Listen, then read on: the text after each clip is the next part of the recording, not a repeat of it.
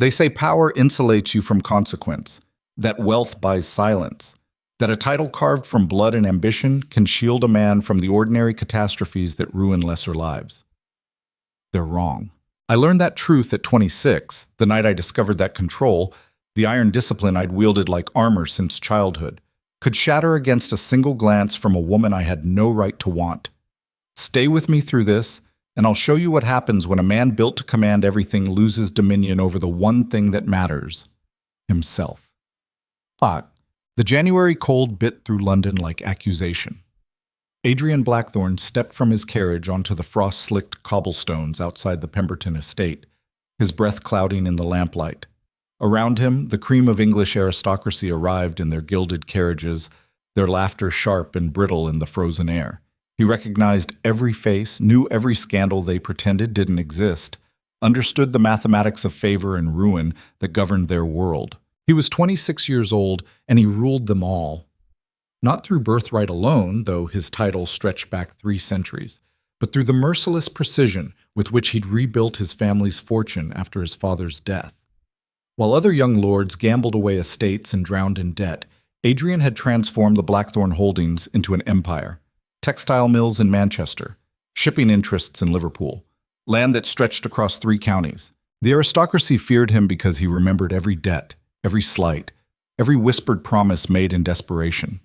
They needed him because his wealth could save families from collapse or condemn them to obscurity with equal efficiency. He'd learned early that power demanded sacrifice. Emotion was weakness, attachment was liability. Until tonight, he'd never questioned the price. Inside, the Pemberton ballroom blazed with candlelight, the heat oppressive after the winter streets. Adrian moved through the crowd with practiced ease, his dark evening coat immaculate, his expression revealing nothing. Men stepped aside. Women's eyes followed him with calculation, measuring his eligibility, his fortune, his notorious coldness. He was here for business. Lord Pemberton had been negotiating a trade arrangement that required Adrian's shipping connections. Politics demanded presence at events like these: visibility, alliance, the performance of civility that kept the machinery of power functioning. He didn't expect the night to matter. That changed when he saw her. She stood near the windows overlooking the garden, separated from the crowd by some invisible boundary.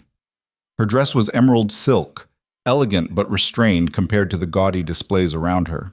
Dark hair swept back from a face that held something Adrian couldn't immediately name.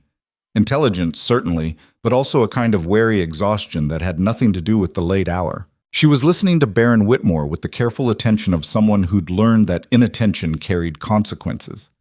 Adrian recognized the Baron immediately. An aging specimen of declining fortune, propped up by an old title and increasingly desperate financial maneuvers. Rumors suggested he'd married recently to secure his household after his first wife's death, some arrangement with a family eager to elevate their daughter's position. The woman beside him would be that wife. Adrian told himself to look away, to focus on the reason he'd come. He had no interest in other men's marriages, no patience for the domestic arrangements that trapped people in misery they called duty. But something held his attention. The way she stood, perhaps, spine straight despite obvious discomfort, shoulders back in a posture that suggested defiance, even as her expression remained carefully neutral. Or the moment when her gaze lifted from the Baron's monologue and swept the room, assessing exits and obligations with the practiced efficiency of someone always calculating escape routes.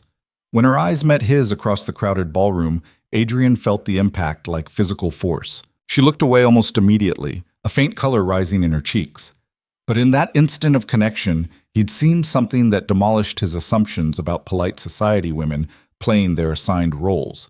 He'd seen recognition, awareness, the same dangerous pull that had just rewired something fundamental in his chest. He forced himself to turn away, to engage in conversation with Lord Pemberton about tariffs and shipping schedules, to perform the diplomatic theater expected of his position. But his attention kept returning to the woman in emerald silk. Later, during the interminable dinner service, Adrian found himself seated 5 places down from the Whitmore party, close enough to observe, too far to speak without drawing attention. He learned her name from the conversation around him: Celeste, Lady Celeste Whitmore. Recently married to the Baron after her own family's financial difficulties had necessitated the arrangement. She had a stepdaughter, Miss Whitmore, somewhere near Adrian's own age, a detail that several matrons discussed with pointed looks in his direction. The implication was clear: the Whitmores needed the connection to Blackthorn wealth. The stepdaughter would be an appropriate match. Society expected certain movements in its eternal chess game of bloodlines and fortunes. Adrian had tolerated such expectations before, deflecting marriage-minded families with cold politeness. He had no interest in a wife selected by committee, in the performance of domestic contentment that would inevitably become another cage. But Celeste, he watched her navigate dinner with the same careful restraint she'd shown earlier.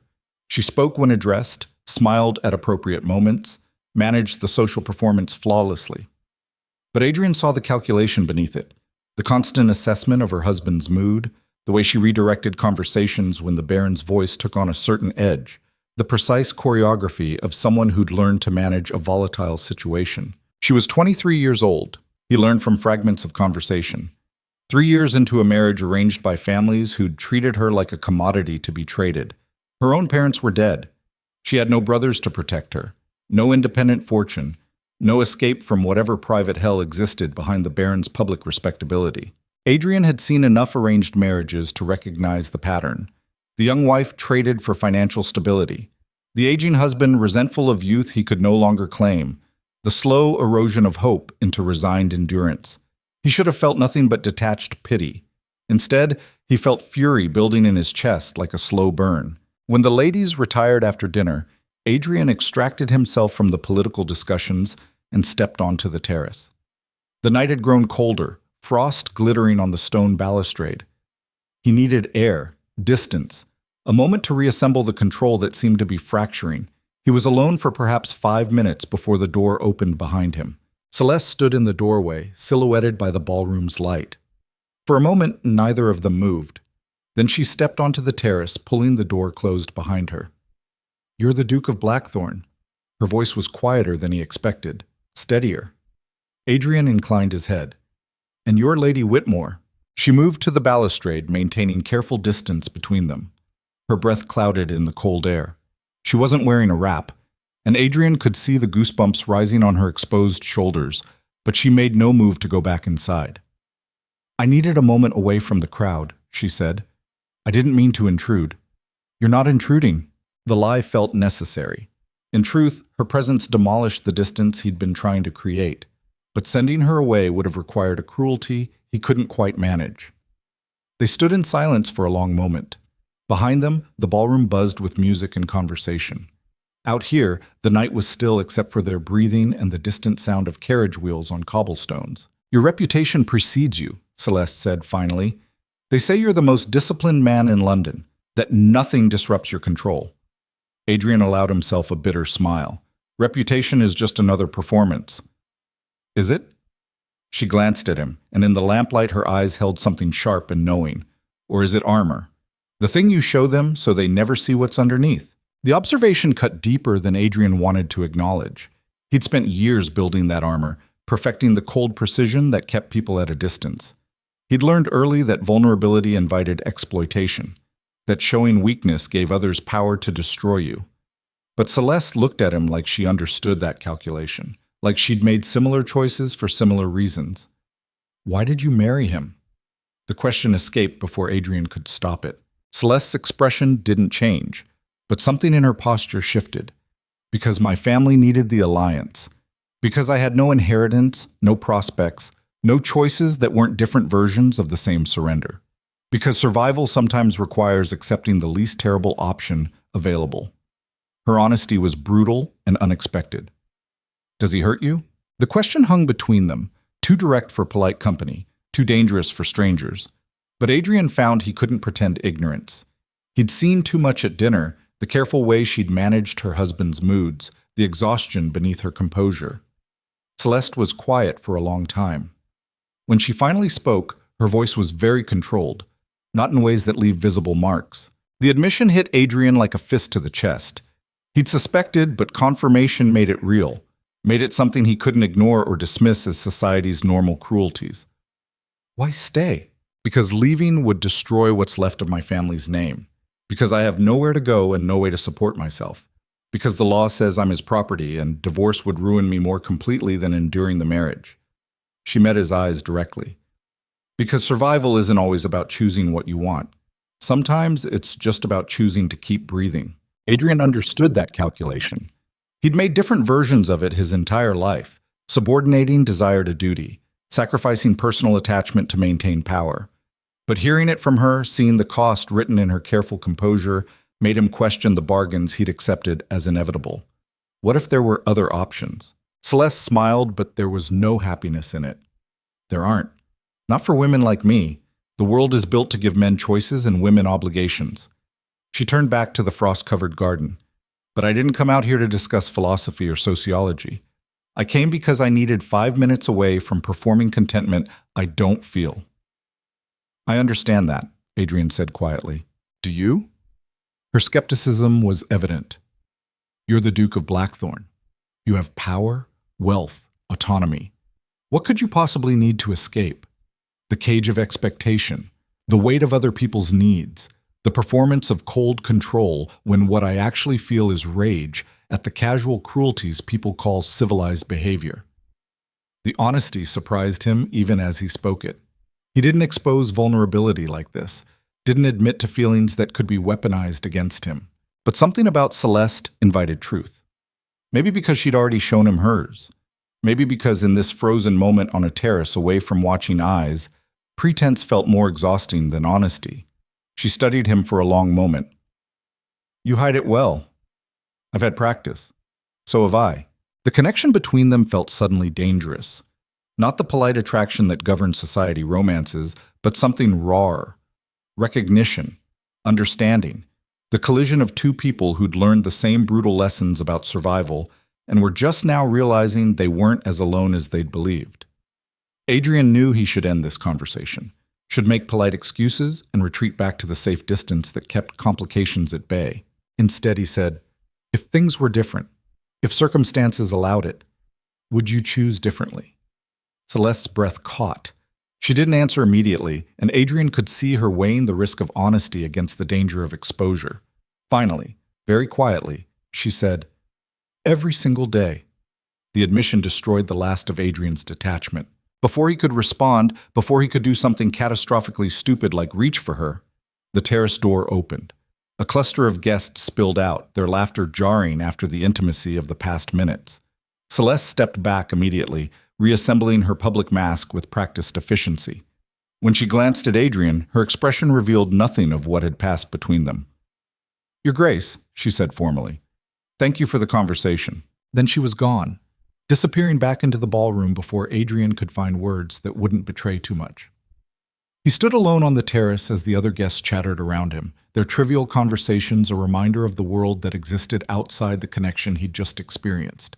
A world that would destroy both of them for wanting what society had declared forbidden. Adrian had built his life on discipline, on control, on the iron certainty that he could subordinate feeling to strategy. But as he watched Celeste navigate the ballroom through the terrace windows, saw her smile at her husband with practiced deception, saw the careful way she avoided Adrian's gaze, he understood that something fundamental had shifted.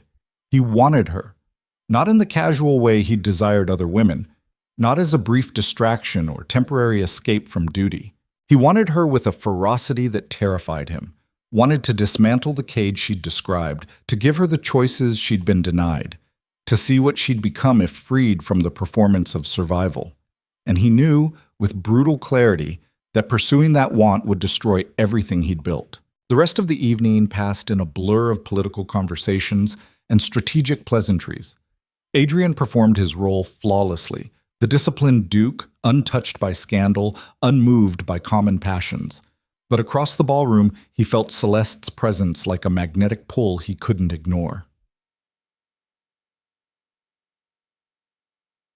3 days later, Adrian received an invitation to a dinner party at the Whitmore estate.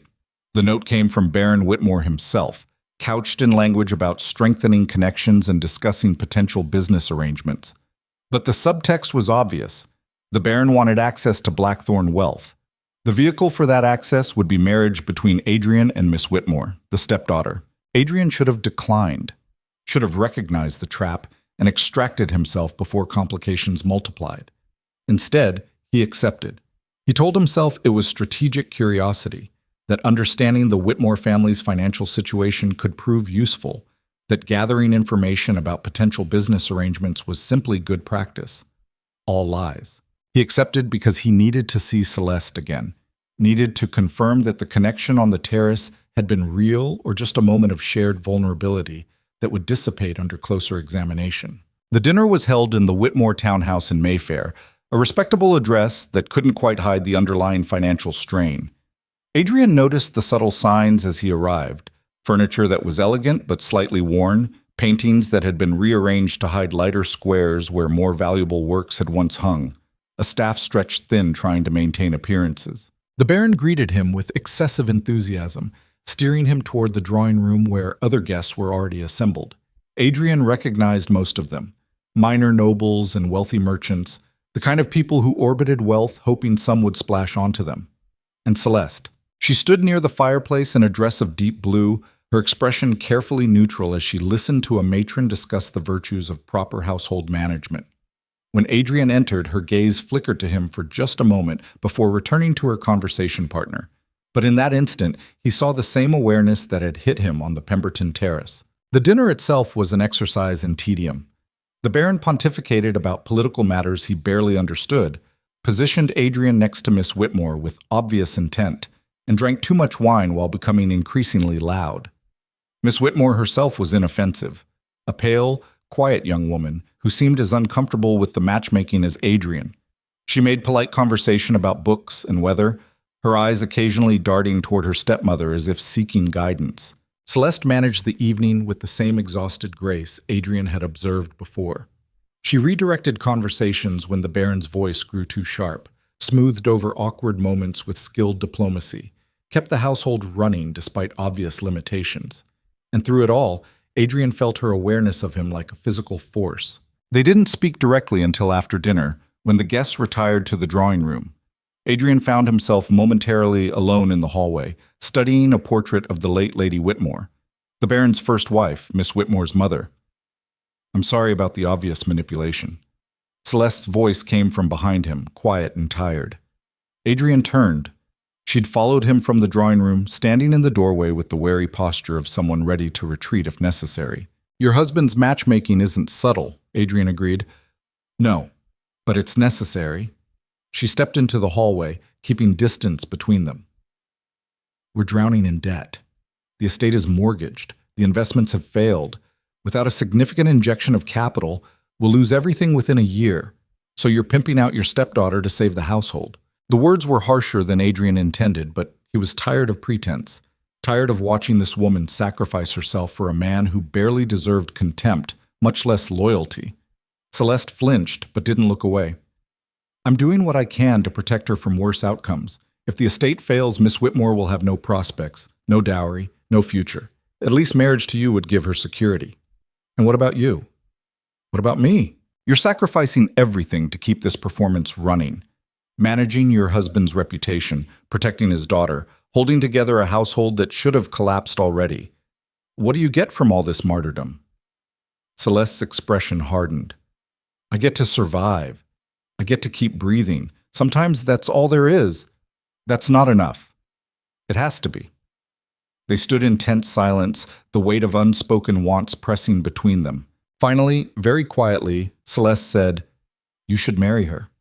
Miss Whitmore is kind, intelligent, unformed enough that you could shape the marriage into something tolerable. She'd give you heirs, manage your household, never ask for more than you're willing to give. It would be a sensible match." "I don't want sensible." "Then what do you want?"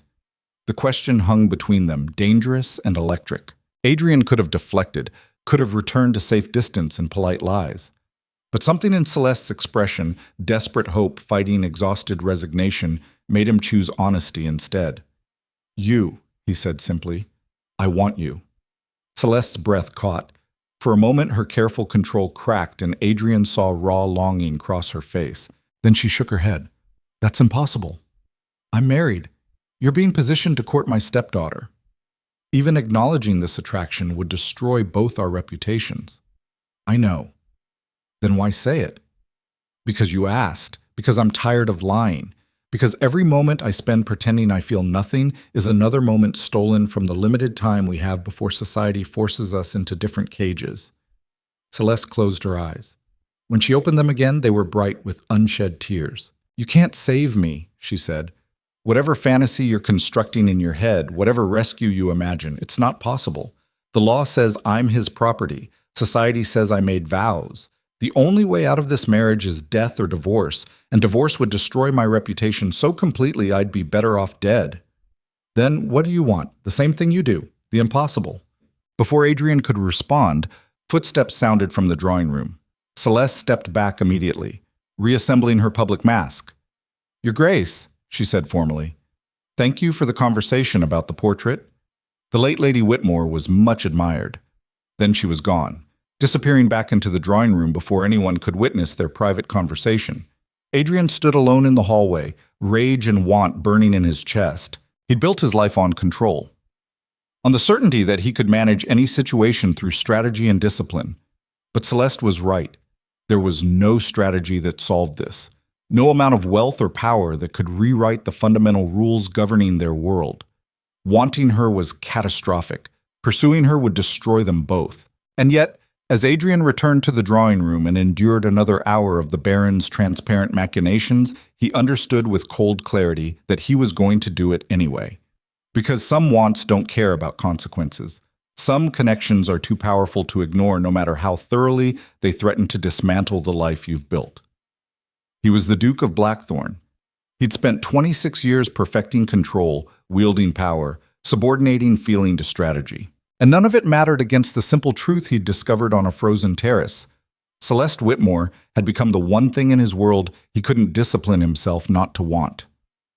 Later that night, alone in his study with a glass of whiskey he wasn't drinking, Adrian made a decision. He was going to find a way. Some strategy, some leverage, some method of extracting Celeste from the cage that trapped her. He didn't know how yet, didn't have a plan that accounted for law, society, scandal, and the Baron's legal ownership of his wife. But he would find a way.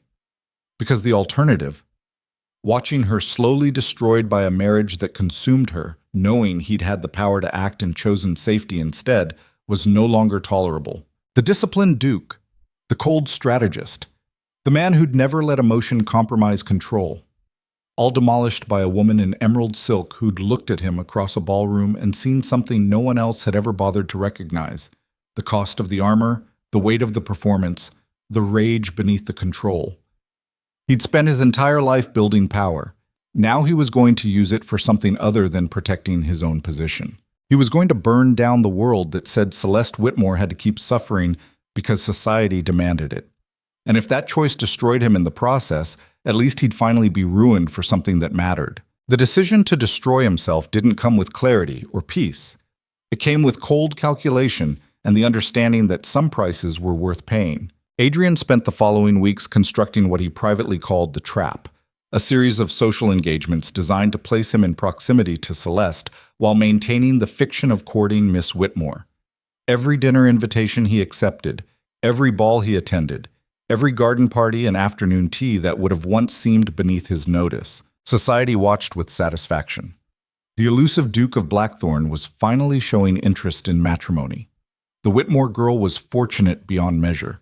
Mothers of eligible daughters mourned their lost opportunity, but consoled themselves that at least the competition was settled. No one suspected the truth, that Adrian had engineered each encounter not for the pale stepdaughter who bored him to distraction, but for the woman whose presence had become oxygen he couldn't survive without. The cruelty of it scraped at him constantly. Miss Whitmore was innocent in this. She didn't deserve to be used as cover for the catastrophic want burning between Adrian and her stepmother. But he told himself the eventual revelation would free her too, that exposing her father's corruption would give her choices she didn't currently possess. Small comfort for the manipulation, but comfort enough to keep moving forward. The first real crack in his control came during a garden party at the Pemberton estate. Adrian had positioned himself in conversation with Lord Pemberton and several merchants, discussing shipping routes with the detached competence expected of him. Across the lawn, Celeste stood with a cluster of society women, her expression serene as they dissected reputations and arranged marriages with surgical precision. She wore pale yellow today, a color that made her skin glow in the afternoon sunlight. Adrian had trained himself not to stare, to maintain the peripheral awareness that let him track her location without obvious attention. But then Baron Whitmore approached his wife's group, already drunk despite the early hour. Adrian watched the subtle shift in Celeste's posture, the way her spine straightened, her shoulders tensed, her expression smoothed into careful neutrality. The Baron said something Adrian couldn't hear from this distance, but he saw Celeste's response, the slight flinch. The way her hand moved to her throat in a gesture of instinctive protection before she caught herself and lowered it. Then the Baron's hand closed around her wrist, not obviously violent, but firm enough that Adrian saw Celeste's face pale, saw her try to pull away, saw the Baron's grip tighten. Adrian was moving before conscious thought registered the decision. He crossed the lawn with measured steps that didn't run, but covered ground with brutal efficiency. The conversation he'd been having evaporated. The performance of civility that governed these events burned away under the rage flooding his system. When he reached the group, he spoke with the cold precision that had made men twice his age fear him. Baron Whitmore, I need a word about the shipping arrangement we discussed. The Baron turned, irritation flashing across his florid face. We didn't discuss any shipping arrangement. We did. Last month. Regarding your textile interests. Adrian's tone allowed no disagreement. It's urgent. The subtext was clear to everyone present.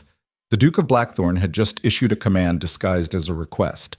Refusing would be social suicide. The Baron released Celeste's wrist. His expression shifted from irritation to calculation as he recognized the political opportunity. Of course, Your Grace.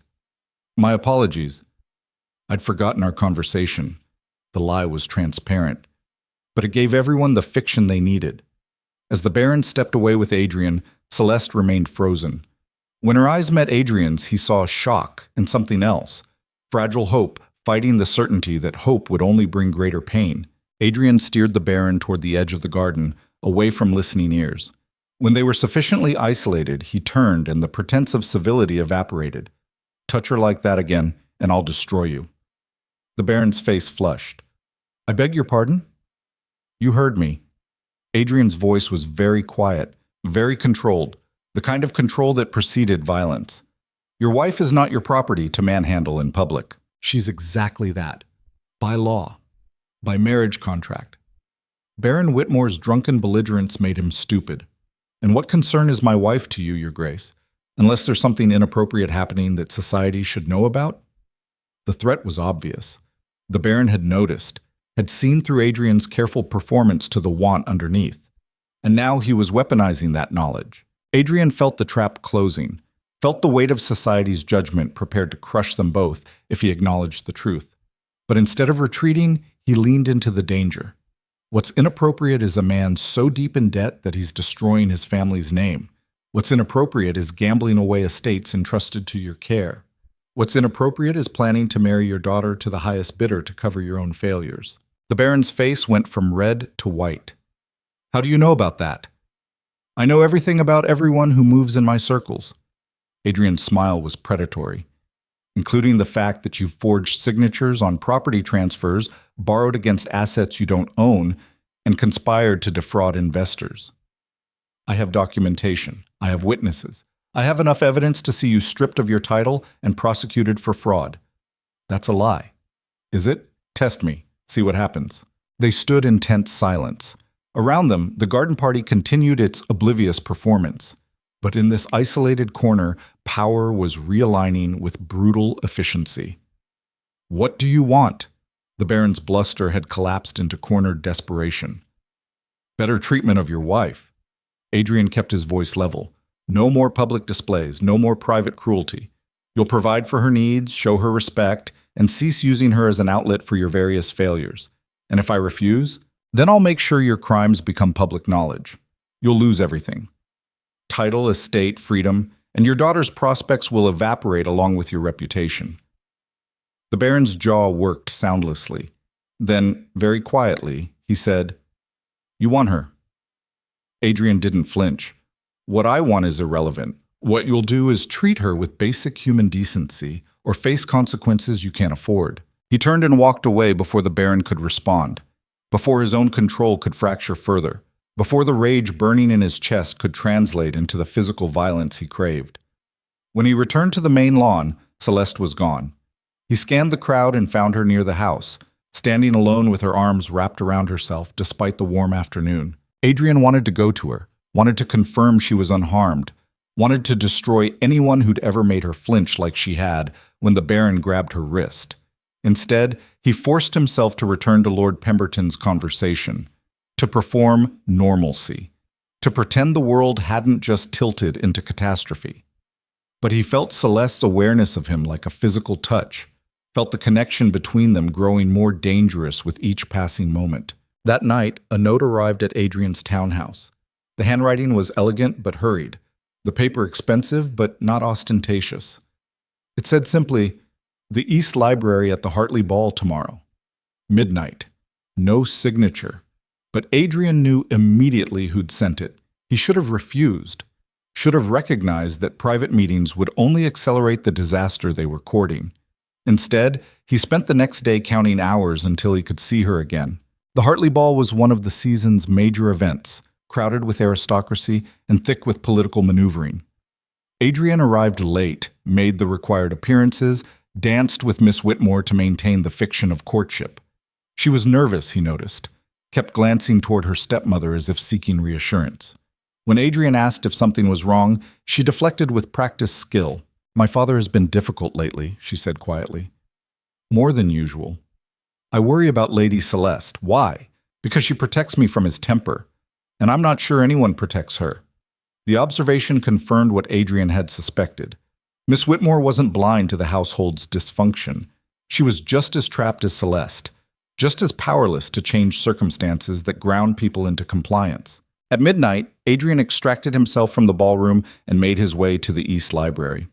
The room was dark except for moonlight streaming through tall windows. Empty except for Celeste, who stood with her back to the door, staring out at the garden. She didn't turn when he entered, but her posture changed, tension coiling through her shoulders. "You threatened my husband." "Yes." "Why?" "Because he hurt you. Because I won't watch him destroy you while I stand by pretending it's none of my concern." Celeste finally turned. In the moonlight, her face was all angles and shadows. "You're making this worse. He knows now. Suspects what's between us. He'll use it against both of us." "Let him try. You don't understand what you're risking. Adrian, you have power and wealth and position. I have nothing. If scandal breaks, you'll weather it. I'll be destroyed. Then we'll make sure scandal doesn't break." "How?" Celeste's voice rose slightly. "How exactly do we hide this? The way you look at me, the way I respond. People aren't blind. Society thrives on sniffing out exactly this kind of forbidden attraction. So we're supposed to just accept that you're trapped? That he gets to hurt you whenever his failures need an outlet? That's the solution? That's reality." She moved closer, her expression desperate. "I'm not some maiden in a fairy tale waiting for rescue. I'm a woman with no legal rights, no financial independence, and no options that don't end in ruin. You can't save me. The world we live in doesn't allow it. Then we'll change the world." Celeste laughed, but the sound held no humor. "You can't change centuries of law and custom because you want something you can't have. Watch me." The arrogance in his voice should have repelled her, but instead, Celeste closed the remaining distance between them until they were standing close enough that Adrian could feel the heat of her body, smell the faint scent of lavender in her hair. "What are you proposing? That we run away together? That I divorce my husband and become your mistress? That we pretend society won't obliterate us both for choosing feeling over duty? I'm proposing that I'm tired of watching you suffer for rules that only benefit the people exploiting you. That I'm willing to burn down my reputation if it means you have choices instead of just survival." "Why?" Celeste's eyes searched his face. "Why me? Why risk everything for a woman you barely know? Because you're the first person who's ever looked at me and seen something other than a title and fortune. Because you understand what it costs to maintain control. Because every moment I spend near you feels more real than the entire performance I've built my life around. That's not enough. That's just want. Just attraction. It's more than that, and you know it." Celeste closed her eyes. When she opened them, they were bright with tears she wouldn't let fall. "Even if you're right, Even if this is something worth destroying ourselves for. It doesn't change reality. I'm married. You're being positioned to court my stepdaughter. The architecture of our lives won't accommodate what you're describing. Then we'll demolish the architecture. Before Celeste could respond, voices sounded in the hallway outside. They sprang apart immediately, training overriding impulse. The door opened. Lady Pemberton entered with several guests, laughing about some social intrigue. When she saw Adrian and Celeste, her expression shifted to polite curiosity. Your Grace. Lady Whitmore. I didn't realize anyone was using this room. Adrian responded with the cold courtesy expected of him. Lady Whitmore was showing me Lord Hartley's collection of maritime charts. I have shipping interests that make them relevant. The lie was transparent but plausible. Lady Pemberton's smile suggested she didn't entirely believe it, but wouldn't press publicly. How lovely. Well, do continue. We'll use the West Library instead. When they were alone again, Celeste was already moving toward the door. Adrian caught her arm gently. This isn't finished. Yes, it is. Her voice was very quiet. It has to be. Then she was gone, leaving Adrian alone with the moonlight and the understanding that every encounter only made the situation more dangerous. Over the following weeks, the pattern repeated with variations. Adrian would engineer proximity through social obligations. They would speak briefly, carefully, always aware of watching eyes. The connection between them would intensify despite their best efforts at restraint. And slowly, society began to notice. The whispers started subtly. Observations about how often the Duke seemed to appear at events where the Whitmores were present. Comments about the way Lady Whitmore's expression changed when Blackthorne entered a room. Speculation about whether the courtship of Miss Whitmore was progressing as expected. Adrian heard the gossip, knew it was accelerating toward crisis, knew he should withdraw before the situation became irreversible. But he couldn't, because in between the public encounters, he was gathering evidence. Documentation of the Baron's financial crimes, testimony from creditors and business partners, legal opinions about the possibility of annulment or divorce under extreme circumstances. He was building a case, constructing the leverage he'd need to free Celeste without destroying her completely in the process. It was a dangerous gamble. If the Baron discovered what Adrian was doing, he could preemptively expose the attraction and frame it as an affair that justified his own behavior. If society learned about the investigation before Adrian was ready, it could backfire into scandal that consumed everyone involved. But Adrian had spent his entire life calculating risk, and this risk was worth taking. The breaking point came during a dinner at the Ashworth estate. The gathering was small, only 20 guests, arranged around a table that permitted intimate conversation. Adrian was seated between Miss Whitmore and Lady Ashworth. Across from him, Celeste sat beside her husband. The Baron was drunk again. Not falling down drunk, but the belligerent intoxication that made him sharp and cruel. He dominated the conversation with increasingly inappropriate commentary, his voice rising as others tried to redirect. When Lady Ashworth mentioned a charity supporting widows, the Baron laughed harshly. Widows. Women who couldn't keep their husbands alive and now expect the rest of us to support their failures. The table went silent. Lady Ashworth's expression froze. Lord Ashworth started to speak, but the Baron wasn't finished, like wives in general. They consume resources, provide minimal value, and then complain when their husbands expect basic competence in return. Adrian felt rage building in his chest, felt the careful control he'd maintained beginning to fracture. Beside the Baron, Celeste had gone very still. Her face was pale but composed. She'd learned to weather these attacks without visible reaction, but Adrian saw the cost, saw the way her hands trembled slightly before she clasped them in her lap, saw the exhaustion in her eyes. Lord Ashworth tried to change the subject, but the Baron was on a roll now. He turned to his wife with a smile that held no warmth. Tell them, my dear. Tell them how you've managed to spend my fortune while providing nothing of value in return. Celeste's voice when she spoke was very controlled. Perhaps we could discuss something more pleasant. Oh, you'd like that, wouldn't you?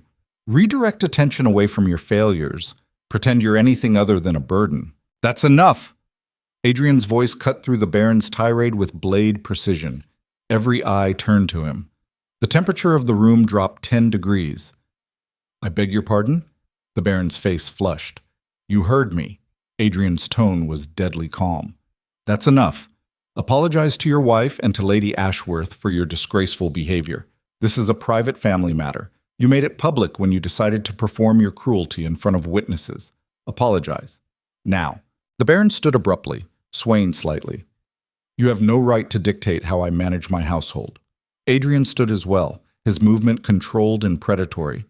I have every right when your behavior insults the dignity of everyone at this table. Oh, I see how it is. The Baron's voice took on a vicious edge. The great Duke of Blackthorn has decided to play hero. Tell me, Your Grace, is this concern for general decency, or is there something more specific motivating your sudden interest in my wife's well-being? The accusation hung in the air, sharp and dangerous. Adrian could have deflected, could have returned to safe distance, could have let the moment pass with careful diplomacy. Instead, he said, your wife deserves basic human respect, something you've clearly forgotten how to provide. And you think you're the man to provide it? The Baron's laugh was ugly. You think you can just take what belongs to me because you have money and a title? I think you forfeited any right to claim ownership of a woman you systematically abuse. The room exploded. Lady Ashworth gasped. Lord Ashworth stood, trying to restore order. Miss Whitmore looked stricken.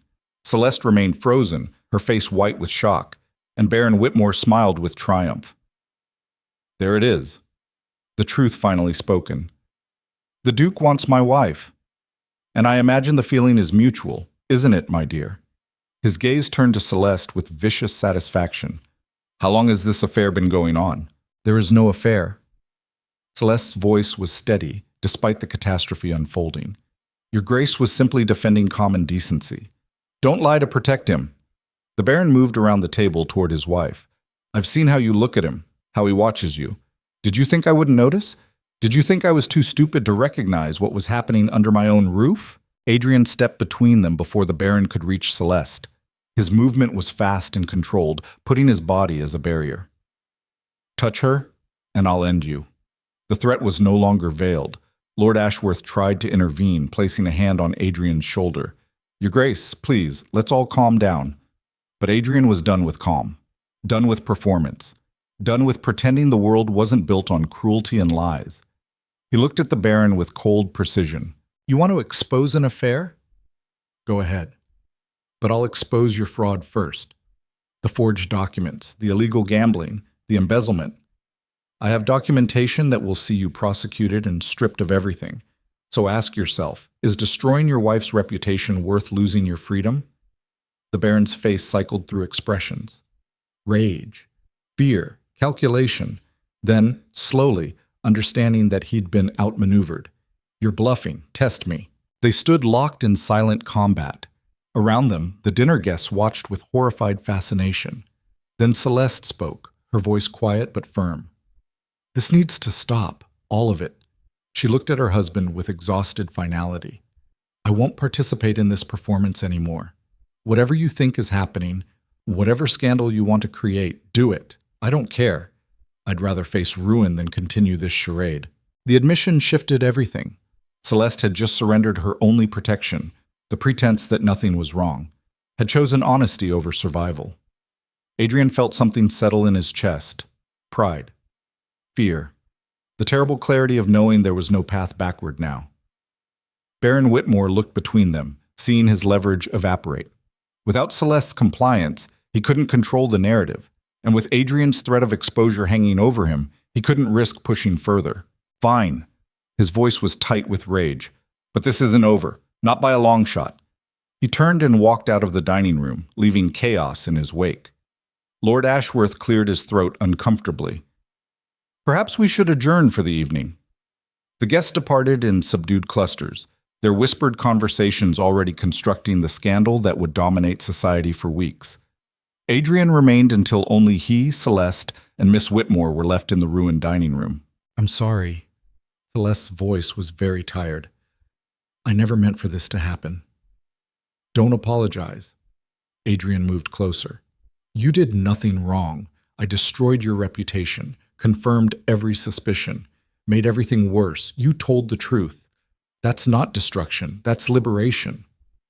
Celeste looked at him with raw grief. You don't understand what you've lost. I understand perfectly. And I'd do it again. Miss Whitmore stepped forward hesitantly. Lady Celeste, Your Grace, what happens now? Now, Adrian said with cold certainty, we stop letting fear dictate our choices. Now we face whatever comes with honesty instead of performance. Celeste met his eyes. They'll destroy us both. Probably. Adrian's smile held no humor. But at least we'll be destroyed for something real instead of slowly killed by lies. Outside, carriages waited to carry them back to their separate prisons, back to the architecture of power and propriety that had just cracked beyond repair. Adrian watched Celeste climb into the Whitmore carriage beside her stepdaughter, watched her glance back at him one last time before the door closed, and understood with brutal clarity that they'd just crossed the point of no return. The whispers would become roars, the speculation would harden into accusation, society would demand consequences. But Adrian had meant what he said. He was done with fear, done with letting other people's rules dictate what he was allowed to want. He'd spent 26 years building an empire of control. Now he was going to watch it burn, and finally discover what existed in the ashes. The scandal broke like a fever through London's elite circles. By morning, every drawing room in Mayfair buzzed with speculation about what had transpired at the Ashworth dinner. The details multiplied through retelling until truth became irrelevant compared to the delicious narrative of a duke's public confrontation with a baron over the latter's wife. Adrian woke to a stack of letters on his breakfast table. Some from allies offering careful support. More from families withdrawing invitations, severing business arrangements, distancing themselves from contamination. The aristocracy had a finely tuned survival instinct. When scandal threatened, they amputated the infected limb without hesitation. He read through them with cold detachment. This was the cost he'd anticipated, the price of choosing honesty over performance. What he hadn't anticipated was the letter from his solicitor, delivered by special messenger an hour later. Your Grace, I must speak with you immediately regarding urgent legal matters. The Baron has filed suit. Come at once. Adrian arrived at the solicitor's office to find Marcus Pemberton, his oldest friend and legal advisor, pacing behind his desk with uncharacteristic agitation. Tell me you didn't threaten Baron Whitmore with exposure of financial crimes in front of witnesses. Adrian closed the door. I did exactly that. Christ. Marcus ran a hand through his hair. Adrian, he's filed suit for slander and defamation. Claims you've publicly accused him of fraud without evidence. He's demanding damages and a public retraction. I have evidence. You know I do. The documentation we've been gathering, circumstantial at best. And none of it has been legally verified. Marcus met his eyes with brutal honesty. You threatened him with prosecution based on preliminary investigation. That's not the same as having an airtight case. And now he's weaponized your threat before you were ready to act on it. The trap closed with perfect precision. Adrian had miscalculated, had let rage override strategy, had exposed his leverage before securing unassailable proof. The Baron was smarter than Adrian had credited, or more desperate. Either way, he'd turned defense into offense with devastating efficiency. Can we win the suit? Adrian kept his voice level. Possibly, if we can solidify the evidence quickly enough. But that's not the real problem. Marcus pulled out another document. This arrived an hour ago. Petition for divorce filed by Baron Whitmore against his wife, citing adultery with you as grounds. The words hit like a physical blow. There was no adultery. Doesn't matter. He has witnesses who will testify to inappropriate intimacy. Multiple encounters where you and Lady Whitmore were alone together. Your own public defense of her at the Ashworth dinner. It's enough to create reasonable suspicion. And what happens to Celeste? She'll be destroyed. Marcus's expression was grim. Divorce on grounds of adultery means she loses everything. No settlement, no support, complete social exile. She'll be effectively destitute and unemployable. The architecture of ruin was breathtaking in its cruelty. The Baron had found the perfect weapon. He couldn't control Adrian directly, but he could destroy Celeste as punishment, could strip her of the limited security she possessed and leave her with nothing. And society would applaud him for it. The wronged husband casting out his unfaithful wife. The moral order restored. There has to be a way to stop this. There is. Marcus's tone was careful. Withdraw your accusations. Issue a public apology. Distance yourself from Lady Whitmore completely. The Baron will drop both suits if you capitulate. And leave Celeste trapped with him. Better trapped than destitute. That's not an acceptable solution. Then what is? Marcus leaned forward, frustration bleeding through professional composure. Adrian, you're my oldest friend. I've supported every calculated risk you've ever taken. But this isn't strategy. This is suicide. You can't save her. The law is explicitly designed to prevent exactly what you're attempting. The law is explicitly designed to protect men like Whitmore while enslaving women like Celeste. Yes. Welcome to England. Are you really prepared to destroy yourself trying to change that? Adrian was quiet for a long moment, feeling the weight of the choice pressing down. Everything he'd built, wealth, reputation, influence, balanced against one woman's freedom. There wasn't even a decision to make. Yes, I'm prepared. Marcus closed his eyes. Then we need to move fast. We have maybe 2 weeks before the suits go to hearing. If we can prove the Baron's fraud definitively in that time, we can flip this. Use his crimes to invalidate the divorce petition and discredit the slander suit.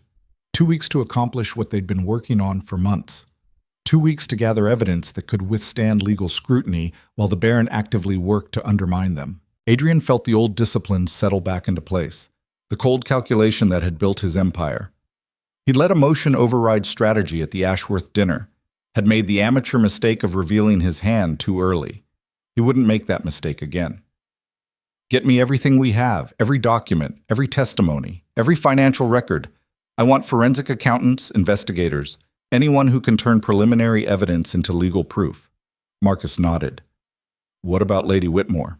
What about her? She needs to know what's coming, needs to prepare for the public destruction the Baron is planning.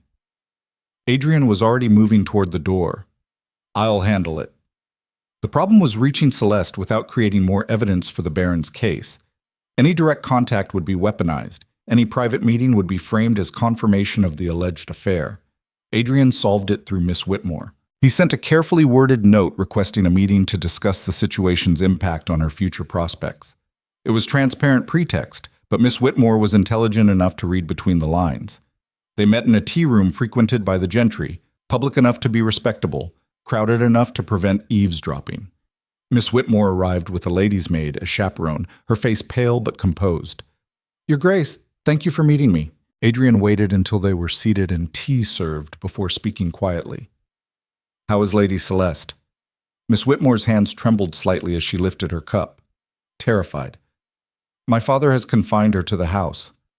No visitors, no correspondence.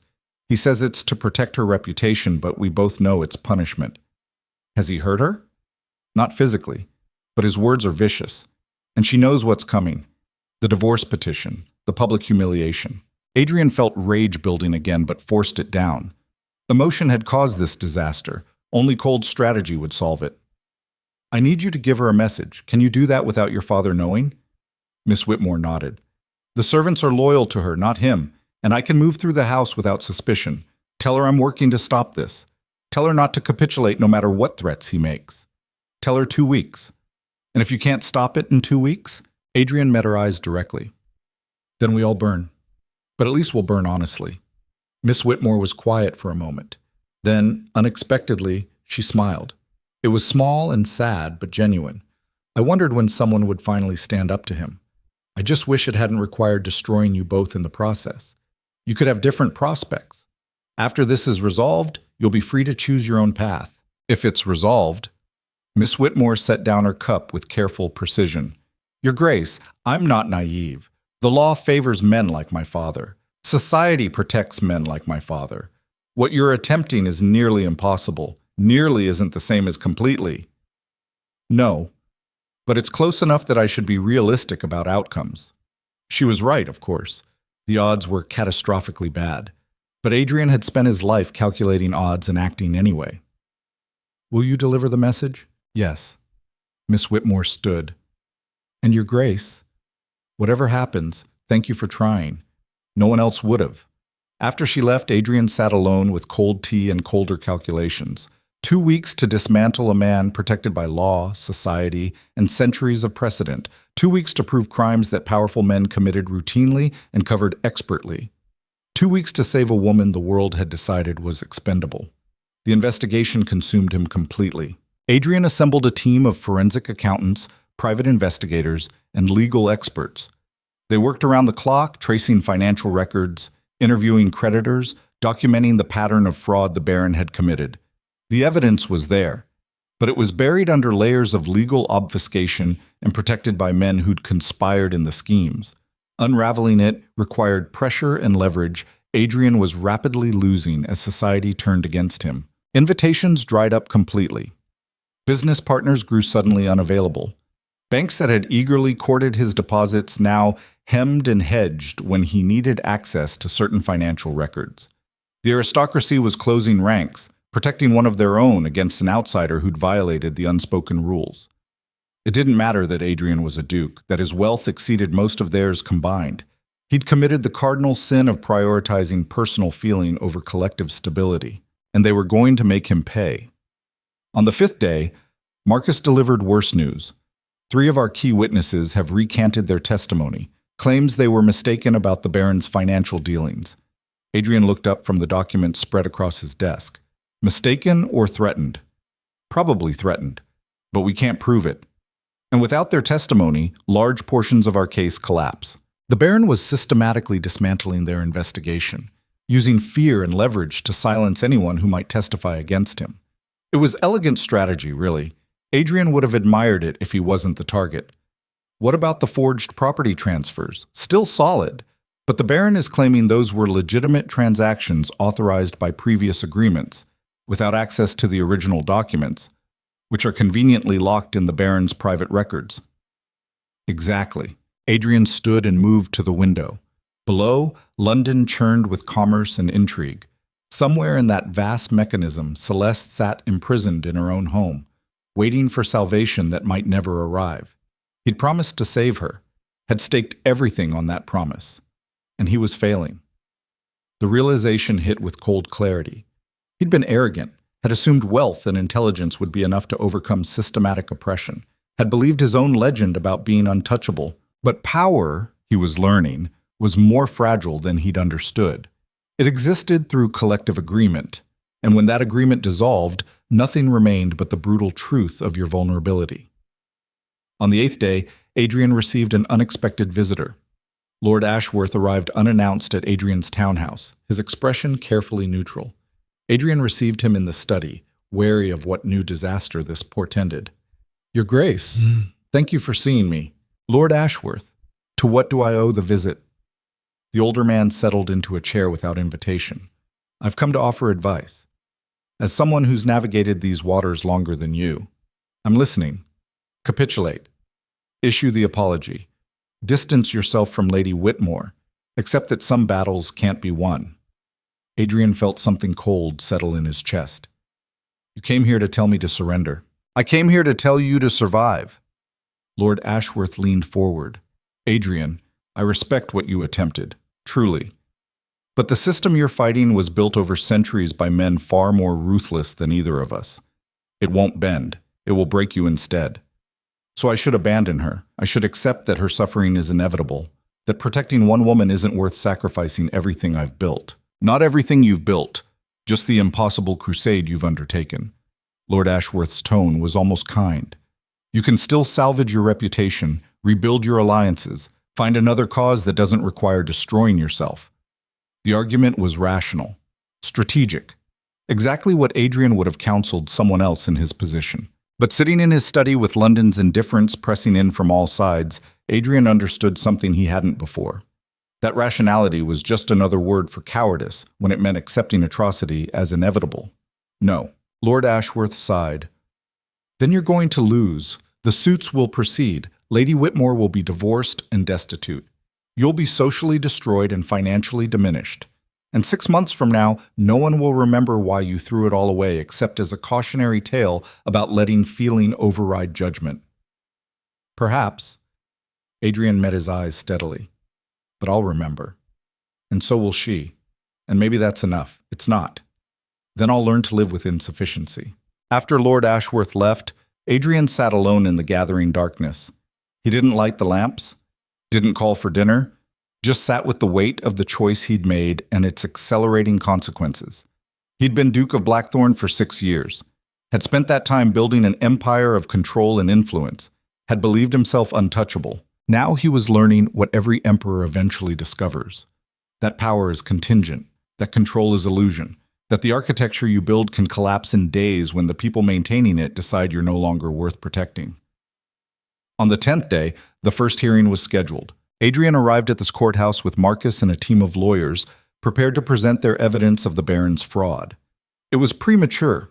They still hadn't solidified several key elements, but delay would only give the Baron more time to undermine their case. The courtroom was crowded with aristocracy eager to witness Adrian's fall. He recognized faces that had once smiled at him with calculation. Now they watched with the cold satisfaction of predators observing a rival's defeat. Baron Whitmore sat with his own legal team, his expression smug. He knew he was winning, knew the system was designed to protect him. The proceedings began with brutal efficiency. The Baron's lawyers presented their case for slander, Adrian's public accusations without substantiated proof. They called witnesses who testified to Adrian's threatening behavior, painted him as a wealthy bully using intimidation to pursue another man's wife. When it was Adrian's turn, Marcus presented their evidence: the financial records showing discrepancies, the testimony from creditors about suspicious transactions, the pattern of fraud that suggested systematic corruption.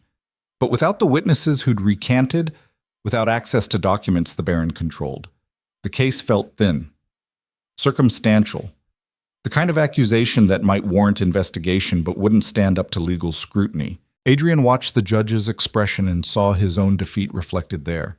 The hearing adjourned with no immediate decision, but the trajectory was clear. Without stronger evidence, Adrian would lose the slander suit, would be forced to issue a public apology and pay damages, would see his accusations dismissed as baseless harassment, and once that happened, the divorce petition would proceed unopposed. Celeste would be destroyed while Adrian watched powerlessly.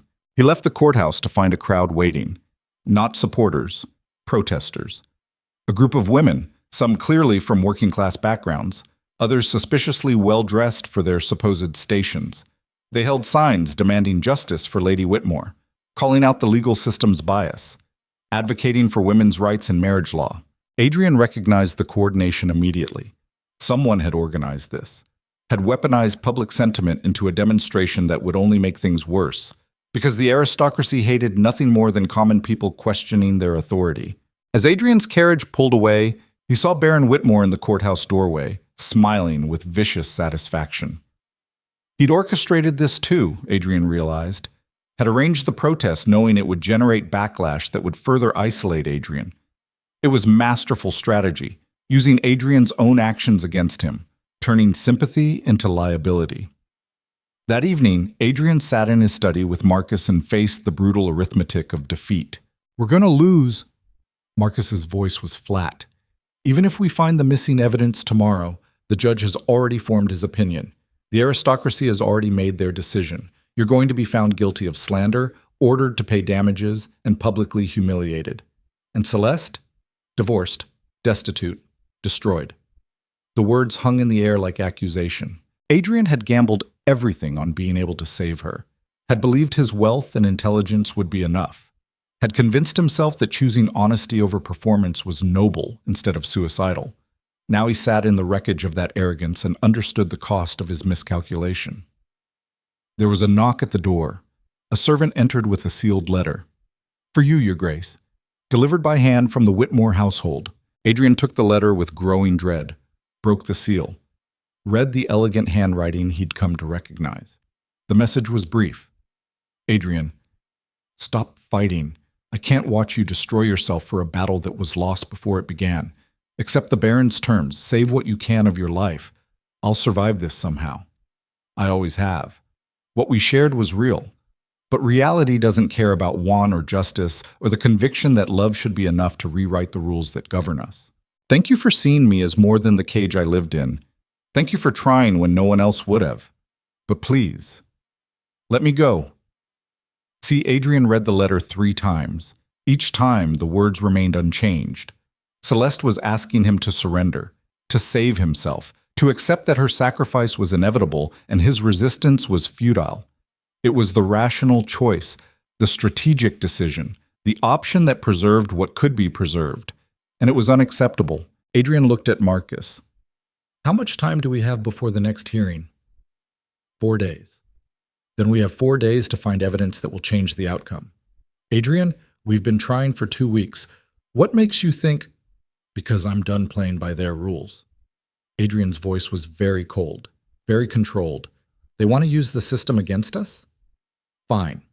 We'll dismantle the system. What does that mean? It means we stop trying to prove the Baron's guilt through legal channels. We prove it through public exposure. We take everything we've found, even the circumstantial evidence, and we make it public. Force the aristocracy to choose between protecting one corrupt baron or maintaining their collective credibility. That could backfire catastrophically. If we expose the baron without ironclad proof, we'll be accused of even worse slander. Then we'd better make sure the proof is ironclad. Adrian stood. I need you to reach out to every journalist, every newspaper, every gossip rag in London. I want them all to know that in 3 days, I'm releasing documents that expose systematic fraud in the aristocracy. I want the barons and lords who've been protecting Whitmore to panic, to start covering their own asses instead of his. You're gambling that someone will break ranks, will provide the evidence we need to avoid looking like we're just making wild accusations. I'm gambling that self-preservation beats loyalty every time. Adrian's smile held no warmth. The aristocracy will protect their own right up until protecting them becomes more dangerous than abandoning them. We just need to make Whitmore too toxic to touch. It was a desperate strategy, high risk and potentially catastrophic. But conventional approaches had failed, legal channels had been corrupted, social pressure had been weaponized against them. The only option left was to burn it all down and hope something better rose from the ashes. Marcus stared at him for a long moment, then nodded slowly. You've lost your mind, but I'll help you do it anyway.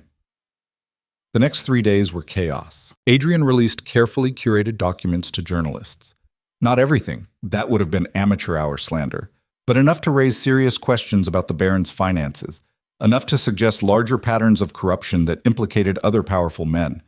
The reaction was immediate and vicious. Some newspapers declined to publish, cowed by aristocratic pressure. But others, particularly those catering to rising middle-class readers who resented noble excess, ran with the story eagerly. Headlines appeared questioning Baron Whitmore's financial dealings. Editorials demanded investigation into corruption among the peerage. And critically, other members of the aristocracy began to panic. Men who'd conspired with Whitmore or enabled his frauds suddenly faced the prospect of exposure. They started distancing themselves, started providing anonymous tips to journalists, started turning over documents that might implicate the Baron but exonerate themselves. The collective self-preservation Adrian had counted on clicked into motion. But the Baron fought back with equal ferocity. He released his own counter-narrative, portrayed himself as the victim of a wealthy duke's obsession with his wife, produced letters suggesting Adrian had been pursuing Celeste for months, painted the entire investigation as a jealous lover's vendetta.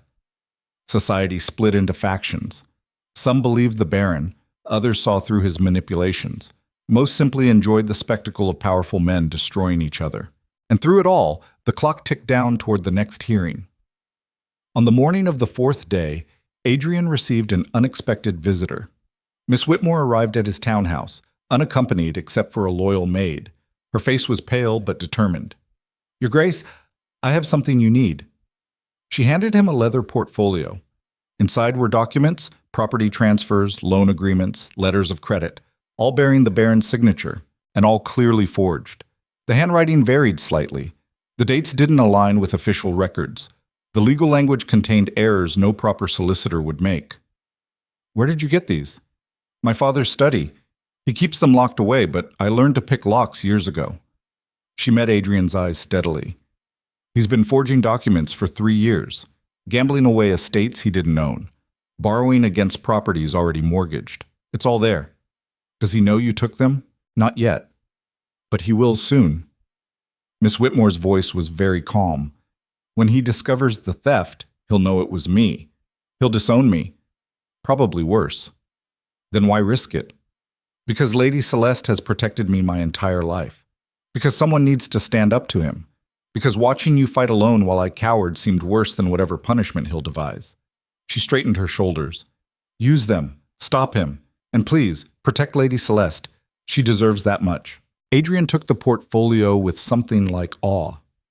This young woman, barely more than a girl, had just sacrificed her own security to provide the evidence they needed, had walked into the fire without hesitation because it was right. "You're very brave. I'm very angry." Miss Whitmore's smile was bitter. And apparently, that's more powerful than fear.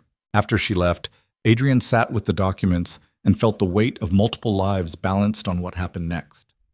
Celeste, Miss Whitmore, himself. All of them betting everything on the chance that evidence and outrage would be enough to crack the system designed to protect men like Baron Whitmore.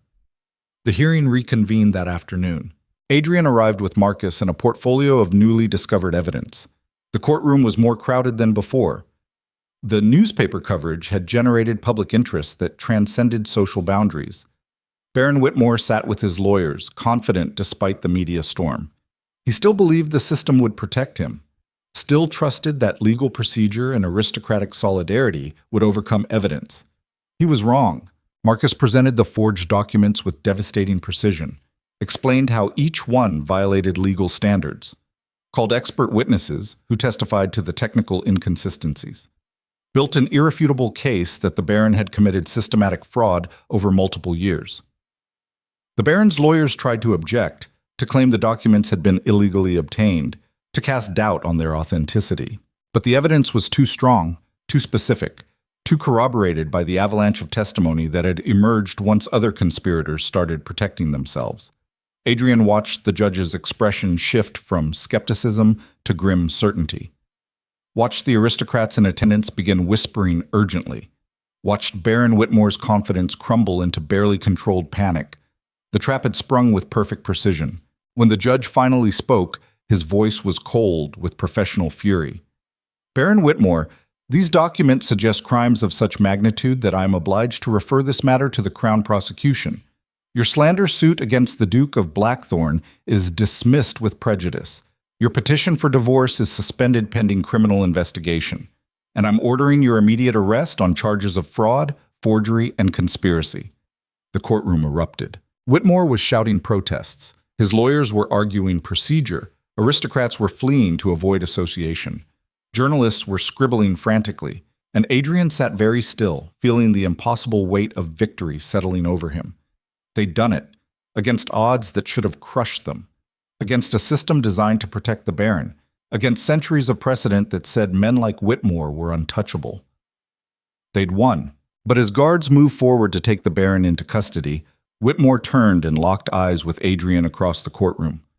His expression held no remorse, no fear, just pure, concentrated hatred. "This isn't over," he said quietly. "You think you've won? You've destroyed me, but you've also destroyed her. Society will never forgive you for exposing their corruption. They'll punish you both for forcing them to acknowledge what they'd rather ignore."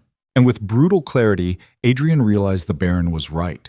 They'd won the legal battle. But the social war was just beginning, because the aristocracy hated nothing more than being exposed, hated having their hypocrisies dragged into public view, hated men who forced them to choose between justice and self-preservation. Adrian had saved Celeste from the Baron's immediate control, but he'd done it by demolishing the very system that might have eventually reintegrated her into society. They were both free now, and completely alone. As Adrian left the courthouse, he understood with cold finality that everything had changed. The man who'd walked in, disciplined, powerful, confident in his ability to control outcomes, no longer existed. In his place stood someone who'd learned the most brutal lesson power teaches, that choosing right over expedient will cost you everything, that the systems built to protect order will crush anyone who threatens their stability, that freedom isn't achieved through strategy and leverage, but through the willingness to burn down the architecture that confines you. He'd saved Celeste, but he'd also transformed them both into something society could never accept. And now they had to decide if survival without acceptance was better than submission with security. The answer, Adrian knew, would define everything that came next. Victory tasted like ash. Adrian stood on the courthouse steps as Baron Whitmore was led away in chains, watching the aristocracy scatter like roaches when the lights come on. They'd witnessed one of their own dragged down by evidence they could no longer ignore. And now they were calculating distance, measuring liability, deciding how to punish the man who'd forced their hand, The whispers started before Adrian reached his carriage. He heard fragments as he passed. Dangerous, unpredictable, destroyed Whitmore over a woman. Can't be trusted, must be isolated. They weren't wrong. Adrian had just demonstrated that he valued personal conviction over collective stability, that he'd burned down social order to protect one person, that the careful performance of aristocratic solidarity meant nothing when weighed against raw want. The elite would make him pay for that lesson. Marcus caught up to him before he reached the carriage, his face grim despite their legal victory. "We need to talk. Urgently." Adrian climbed into the carriage and Marcus followed. As soon as the door closed, his friend's professional composure cracked. "Do you understand what you've done? Not just to Whitmore, to yourself, to every alliance you've built. I understand perfectly. And do you? Because in the last hour, I've received messages from 7 business partners terminating contracts, 4 banks requesting immediate settlement of outstanding arrangements, the Lord Chancellor's office suggesting you resign from your parliamentary committee positions." Adrian absorbed this without visible reaction. The aristocracy was excommunicating him with brutal efficiency, cutting financial ties, severing political connections, erasing him from the networks that sustained power. It was exactly what he'd expected. How bad is the financial damage? Survivable. You're wealthy enough to weather this, but your influence is collapsing. Within a week, you'll be functionally exiled from every institution that matters. Good. Adrian's voice was flat. I'm tired of institutions that protect monsters and punish people for wanting justice. That's naive idealism talking. Marcus leaned forward. Adrian, you've always been pragmatic, strategic. You've built everything through careful calculation of advantage, and now you're throwing it away for what? A woman you barely know? A woman who deserves better than the cage society built for her. And what about the cage you've just built for yourself? You think you'll be happy isolated from everything you've spent your life creating? Adrian was quiet for a long moment, watching London pass outside the window. The city that had once felt like his kingdom now looked foreign, hostile. Happiness was never the point. Survival was never enough. He turned back to Marcus. I spent 26 years believing power came from control, from discipline, from subordinating feeling to strategy. And it was all built on a lie. What lie? That the architecture mattered more than the people trapped inside it. That maintaining order justified any amount of cruelty. That I could be moral while participating in systems designed to crush anyone who stepped out of line. So you're going to destroy yourself to prove a point? I'm going to stop being complicit in atrocity just because it's comfortable. Marcus studied him with something like grief. You've changed. The man I knew would never have made this choice. The man you knew was a coward hiding behind control. Adrian's smile was bitter. Maybe this is just what happens when you finally stop lying to yourself about the cost of safety. The carriage stopped outside Adrian's townhouse. As they climbed out, a crowd had gathered. Not protesters this time. Something worse. Former allies. Men Adrian had done business with, supported politically, considered friends. They stood in a loose semicircle blocking the entrance to his home. Lord Pemberton stepped forward, his expression cold. Blackthorne, we need to discuss your recent actions. There's nothing to discuss. Adrian moved toward the door, but Pemberton didn't step aside. You've exposed one of our own, created a public spectacle that damages all of us, made the aristocracy look corrupt and incompetent. The aristocracy is corrupt and incompetent. I just stopped pretending otherwise. And now you'll face the consequences. Lord Pemberton's voice hardened. Effective immediately, you're blacklisted from every club, institution, and social gathering in London. Your business interests will find no support. Your political ambitions will find no backing. You're being expelled from the only world that matters. Adrian felt cold rage building but kept his voice level. Because I exposed a criminal. Because you chose personal obsession over collective stability. Because you demonstrated that you value one woman over the entire system we've built. You're right, I do. The admission seemed to shock them. They'd expected denial. Justification. Some attempt to negotiate his way back into acceptance. Instead, Adrian pushed past Lord Pemberton and walked to his door. Before entering, he turned back. Tell the rest of your corrupt friends that I have documentation on a dozen more frauds just like Whitmore's. And if anyone tries to punish Lady Whitmore for my actions, I'll make sure every newspaper in London gets copies. That's blackmail. Call it insurance. Adrian's smile was predatory. You want to exile me? Fine, but you'll leave her alone. Because I've got nothing left to lose, and that makes me very dangerous. He went inside and closed the door on their outraged faces. Marcus followed him into the study. That was monumentally stupid. You just declared war on the entire aristocracy. They declared war first when they built a system designed to destroy people like Celeste. And you think you can win that war? Adrian poured himself whiskey with steady hands. I think I can make them bleed. That's enough. What he didn't say was that he had no idea what came next, that the future beyond this moment was blank uncertainty, that he just sacrificed everything he'd built without a clear plan for what to build instead. But there was a strange freedom in that uncertainty. For the first time in his life, Adrian wasn't performing a role or calculating advantages. He was just reacting with raw honesty to circumstances that demanded choice. It was terrifying and exhilarating. The knock came an hour later. Adrian answered to find Miss Whitmore on his doorstep, her face streaked with tears, her dress disheveled. Behind her stood the loyal maid, looking equally distressed. Your Grace, please. My father escaped. The words hit like physical impact. What? During the transport to prison. His guards were bribed. He's gone. Miss Whitmore's voice shook. And he's gone back to the house. He's destroying everything, all of Lady Celeste's belongings. The servants are terrified. I ran before he could lock me in. Where is Celeste? Still in the house. He's holding her there. Says if anyone tries to stop him, he'll kill her and himself. That if he's going down, he's taking her with him. Adrian was already moving, grabbing his coat, shouting for his carriage. Marcus tried to stop him. Adrian, wait. We need to involve the authorities. If you go rushing over there, there's no time. Adrian's voice was flat and cold. He's cornered and desperate. That makes him unpredictable. Exactly why you shouldn't. I'm not debating this. Adrian climbed into the carriage with Miss Whitmore. Marcus followed despite his protests, and they raced through London's streets toward the Whitmore townhouse. During the ride, Adrian's mind worked through scenarios with brutal efficiency. Whitmore had nothing left to lose. His reputation destroyed, his crimes exposed, his freedom gone. Men in that position became capable of anything, including murder-suicide as a final act of control. The thought of Celeste trapped with that rage made Adrian's blood run cold. He'd saved her from legal destruction only to put her in immediate physical danger, some rescue.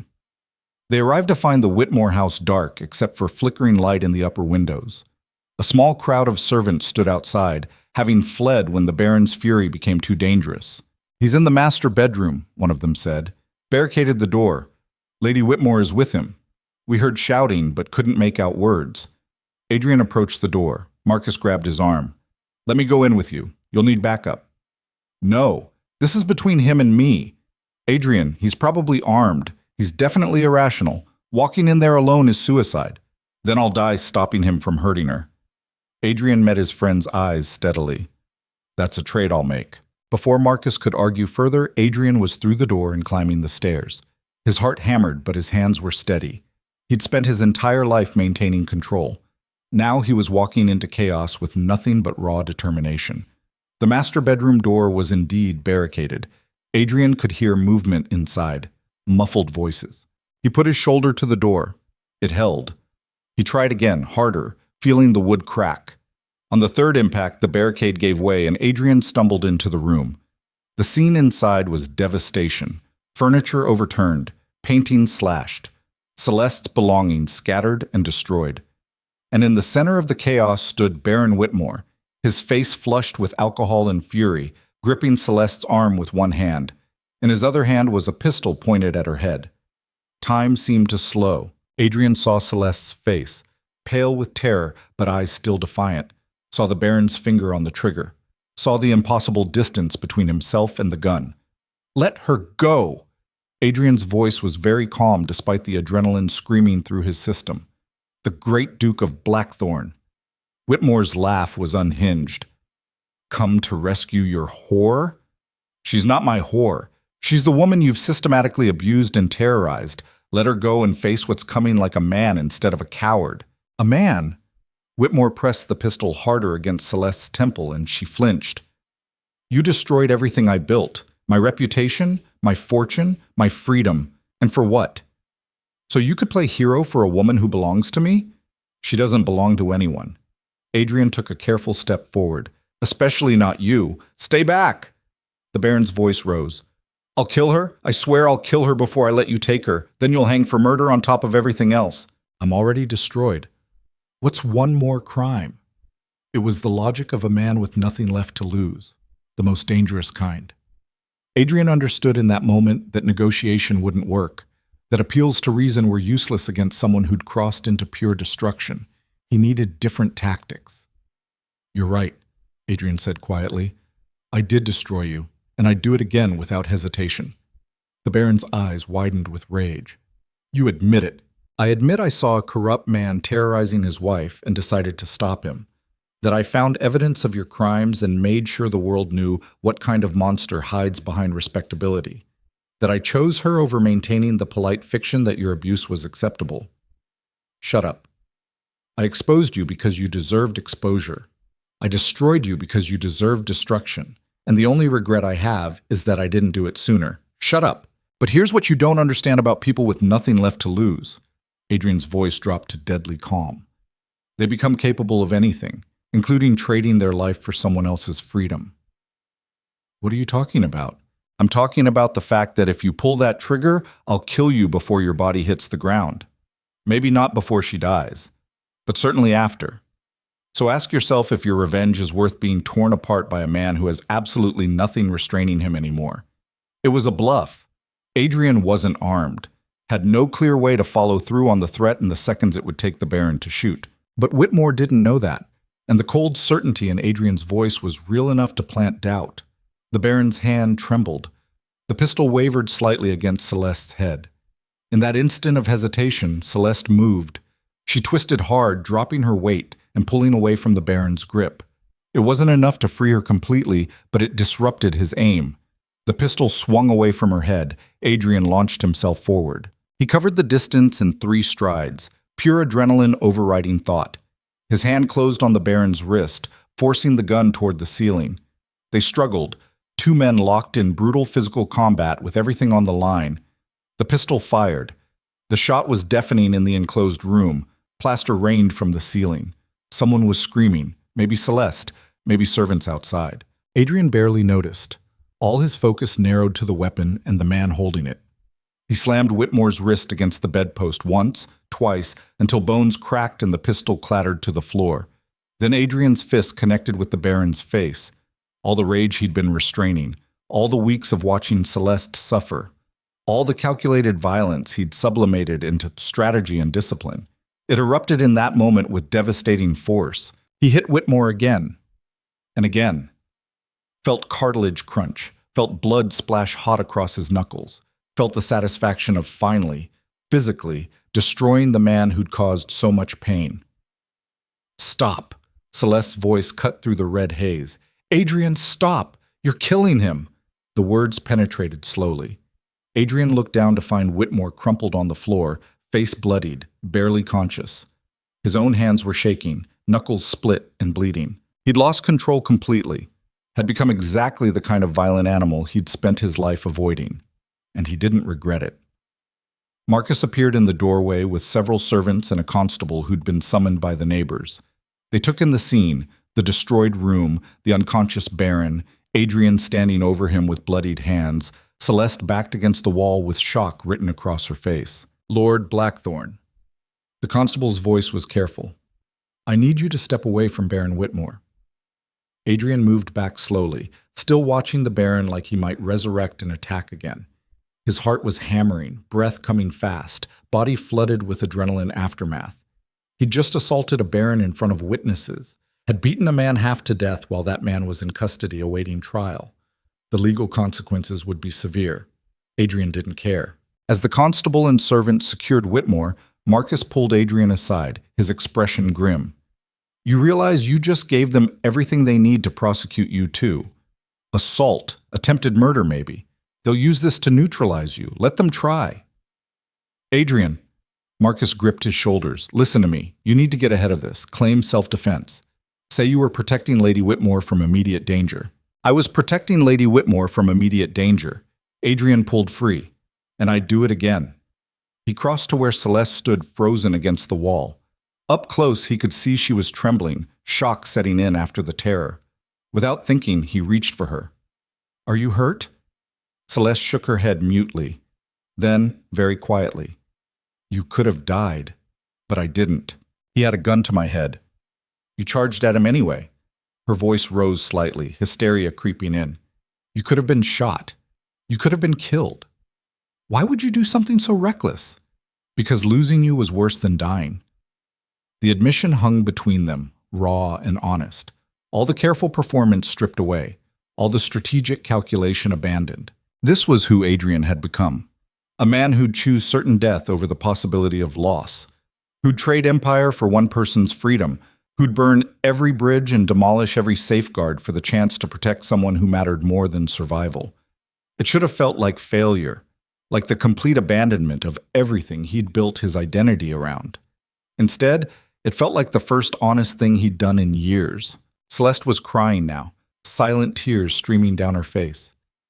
"You've destroyed yourself for me, your reputation, your alliances, your future, all of it. I've destroyed the performance. What's left is real. What's left is nothing." Her voice broke. "We have nothing. No position, no acceptance, no place in the world we came from. Then we'll build a different world." "How?" Celeste's laugh was half sob. "We're both outcasts now. Society will never forgive us. The aristocracy will hunt us forever. There's no safety anywhere." Adrian pulled her close, feeling her shake against him. She was right, of course. They'd won the battle but lost the war. The systems they'd fought against would keep grinding, would never stop punishing them for choosing defiance over compliance. But standing in the ruins of the Whitmore house with blood on his hands and certainty in his chest, Adrian understood something fundamental, that safety was overrated, that acceptance from corrupt institutions was worthless, that the architecture of power only mattered if you valued what it protected more than what it destroyed. And he didn't. Not anymore. The constable approached, his expression apologetic but firm. "Your Grace, I'm afraid I need to take you in for questioning. There's been a serious assault and it needs formal investigation." "I understand." Adrian released Celeste reluctantly. Looked at Marcus. "Make sure she's protected. Put her somewhere Whitmore's allies can't reach. Higher security if necessary. Already planned." Marcus's expression was complicated. Concern, frustration, grudging respect all mixed together. "Adrian, when they question you, tell the truth. That's all I have left."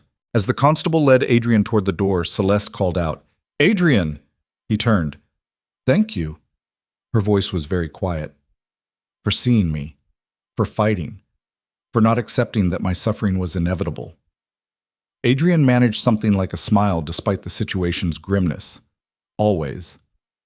Then he was being escorted down the stairs, through the crowd of gawking servants and neighbors, into a police wagon that would take him to the station for processing. The Duke of Blackthorn, once untouchable, now headed for a cell like any common criminal.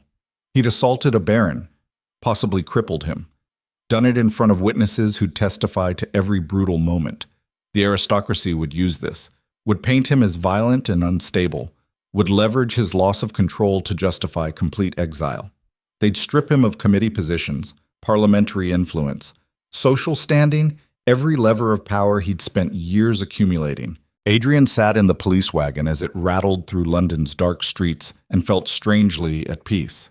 Because he'd learned something essential about power in these brutal weeks, that it wasn't found in titles or wealth or careful performance. It was found in the willingness to sacrifice everything for something that mattered. He'd been Duke of Blackthorn for 6 years, had built an empire of control and influence, had believed himself untouchable. But the man sitting in this police wagon was someone different. Someone who'd discovered that the only power worth having was the kind that couldn't be taken away. The power to choose, to act, to stand up even when standing meant falling. They could exile him from their institutions, strip him of his titles, erase his name from their records. But they couldn't make him stop fighting. The wagon stopped outside the police station. As Adrian climbed out, he saw a figure waiting in the shadows. Miss Whitmore stepped into the light, her face determined despite everything she'd witnessed. "Your Grace, I wanted to tell you before you went in. Lady Celeste and I have decided something." "What's that?" We're leaving London, tonight, before anyone can stop us or force us into different cages. Where will you go? North. Your estate's near the border. Marcus said you have a property there that's isolated enough to avoid attention. Adrian felt something shift in his chest. Hope. Maybe. Or just the recognition that some battles continued beyond the immediate crisis. That property has been neglected for years. Then we'll fix it. Miss Whitmore's smile was small but genuine. We'll build something new. Somewhere the old rules don't apply because no one's watching to enforce them. And me? When you're free. She met his eyes steadily. Come find us. Come build the world you promised was possible. Then she was gone, disappearing back into London's shadows. Adrian entered the police station with his head high and his hands still bloodied. They processed him with efficient detachment, took his statement, documented the assault, informed him he'd be held pending formal charges. He answered every question honestly, described the Baron's threat, his own response, the violence that had erupted when control finally snapped. He didn't justify it, didn't claim heroism, just stated facts and accepted consequences. They locked him in a cell that smelled of old fear and human misery. Adrian sat on the hard bench and let exhaustion wash over him. He'd destroyed everything, his reputation, his alliances, his future in the world he'd known. But he'd also freed Celeste, stopped Whitmore, demonstrated that the systems protecting corruption weren't invincible. And somewhere north of London, 2 women were preparing to build a world where survival didn't require submission. Adrian closed his eyes and thought about northern estates and new beginnings, about what could be constructed from ruins, about whether a man could change so fundamentally that his past became irrelevant. The answer would depend on what happened next, on whether the aristocracy settled for exile or pushed for complete destruction, on whether the law treated his assault as justified defense or criminal violence, on whether society would ever stop punishing people for choosing love over duty. But sitting in that cell with blood still drying on his knuckles and certainty still burning in his chest, Adrian understood one thing clearly.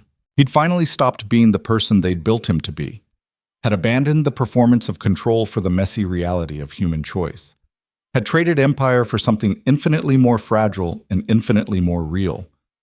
And whatever came next, prison, exile, redemption, or ruin, at least he'd be facing it as himself instead of as the careful construction society demanded. The door opened. A guard appeared with another visitor. Marcus stepped into the cell, his expression unreadable. They're charging you with aggravated assault. No bail because of your resources and flight risk. Trial in 6 weeks. Adrian nodded. Expected. The aristocracy is lobbying for maximum punishment. They want you imprisoned as an example. Also expected. Marcus sat down heavily. Adrian, I don't know if I can get you out of this. The evidence is overwhelming. Multiple witnesses, clear motive. You beat a man half to death while he was already subdued. I know. Then why did you do it? Because some things are worth the cost. Adrian met his friend's eyes. Because I was tired of calculating odds and managing risk and pretending that strategic victory mattered more than doing what was right. And now you'll pay for that righteousness with years of your life. Maybe. Adrian's smile was tired but genuine. But at least they'll be honest years. Not the performance I was living before. Marcus was quiet for a long moment. Then, very quietly, he said, She left London an hour ago. Took your fastest coach to the northern estate. Miss Whitmore is with her. They're safe. Good. When this is over, if you survive it, what then? Then I go north. Find them. Figure out what comes next when you've burned down everything you used to be. And if the aristocracy never stops hunting you, then they'll learn that exile doesn't eliminate threats. It creates them. Adrian leaned back against the cold stone wall. Because I'm done playing by rules designed to protect corruption. If they want war, they'll get it. Marcus studied him with something like awe. You've lost your mind. No. Adrian closed his eyes. I finally found it. Outside the cell, London churned with scandal and speculation. The Duke of Blackthorn imprisoned. Baron Whitmore's wife fled to the north. The aristocracy in crisis over exposed corruption. And somewhere in that chaos, a new story was beginning. Not about maintaining order or preserving systems, but about what happens when people stop accepting that their suffering is inevitable, about what can be built when you're willing to demolish everything that came before, about whether love was strong enough to survive the weight of a world determined to crush it. The answer waited in the north, in a neglected estate that would become sanctuary, in two women preparing to defend what they'd claimed, in the choice between submission and defiance that every generation had to make anew. Adrian sat in his cell and waited for morning, waited for trial and judgment and whatever came after, waited for the moment when he could finally finish what he'd started. The empire had burned, the performance had ended. Now came the hard part, building something worth the ashes. The trial lasted 3 weeks. Adrian sat in the defendant's box and watched the aristocracy parade their witnesses. Servants who testified to his violent assault on Baron Whitmore. Doctors who documented the Baron's injuries in clinical detail. Lords who spoke gravely about the danger of unchecked aggression among the powerful. The prosecution painted him as a man who'd lost control, who'd let obsession override judgment, who'd beaten another peer half to death in a fit of possessive rage over a woman who wasn't his. They weren't entirely wrong. Marcus mounted the best defense possible, called witnesses who testified to the Baron's crimes, to the immediate threat he'd posed to Celeste, to Adrian's history of restraint and discipline, argued self-defense and protection of an innocent life. But the damage was visible in the jury's faces. These were men of property and position who understood the implicit threat Adrian represented. If a duke could be brought down for corruption, if violence against other peers went unpunished, what protection did any of them have? They needed to make an example. On the final day, the judge delivered his verdict with cold precision. Lord Adrian Blackthorne, you have been found guilty of aggravated assault against Baron Edmund Whitmore. While the court acknowledges the context of domestic dispute and the Baron's own criminal behavior, we cannot condone vigilante violence among the peerage. You are hereby sentenced to 18 months imprisonment to be served at Newgate, followed by 5 years probation during which your movements and associations will be monitored. The courtroom erupted in whispers. 18 months was simultaneously harsh and lenient, enough to satisfy those demanding punishment, not so much as to seem vindictive. Adrian accepted the sentence without visible reaction. He'd expected worse. The aristocracy could have pushed for years, could have manufactured additional charges, could have destroyed him completely. That they'd settled for this suggested exhaustion more than mercy. They wanted him gone, but not martyred. As guards led him from the courtroom, Adrian caught sight of Marcus in the gallery. His friend's expression held complicated grief, relief that the sentence wasn't worse, sorrow at what 18 months would cost. But there was something else there, too, a kind of understanding that Adrian had chosen this path knowingly, that he'd traded freedom for integrity and didn't regret the exchange. Their eyes met for just a moment. Marcus nodded once. Then Adrian was being escorted into the prison transport, and London disappeared behind iron bars and stone walls. Newgate Prison was exactly as brutal as its reputation suggested. The cell was 8 feet by 6, with stone walls that wept moisture and a single barred window too high to reach. The air smelled of human waste and despair. Around him, other prisoners shouted and wept and descended slowly into the madness that came from being caged like animals. Adrian had been Duke of Blackthorne, had commanded wealth and respect, had moved through the world with the confidence of someone who believed himself untouchable. Now he was inmate 473, sleeping on moldy straw, eating gruel that barely qualified as food, surrounded by men society had decided were disposable. The first week was the worst. His body rebelled against the conditions, the cold, the filth, the constant noise. His mind struggled with the loss of control, the inability to act or influence or escape. He'd built his identity on discipline and power. Now both had been stripped away, leaving only the raw core of who he was beneath the performance. It should have broken him. Instead, it became a strange education. Because in Newgate, stripped of title and wealth and influence, Adrian discovered something unexpected. That suffering was universal. That the men around him, thieves and debtors and violent criminals, were just people crushed by systems that had decided they didn't matter.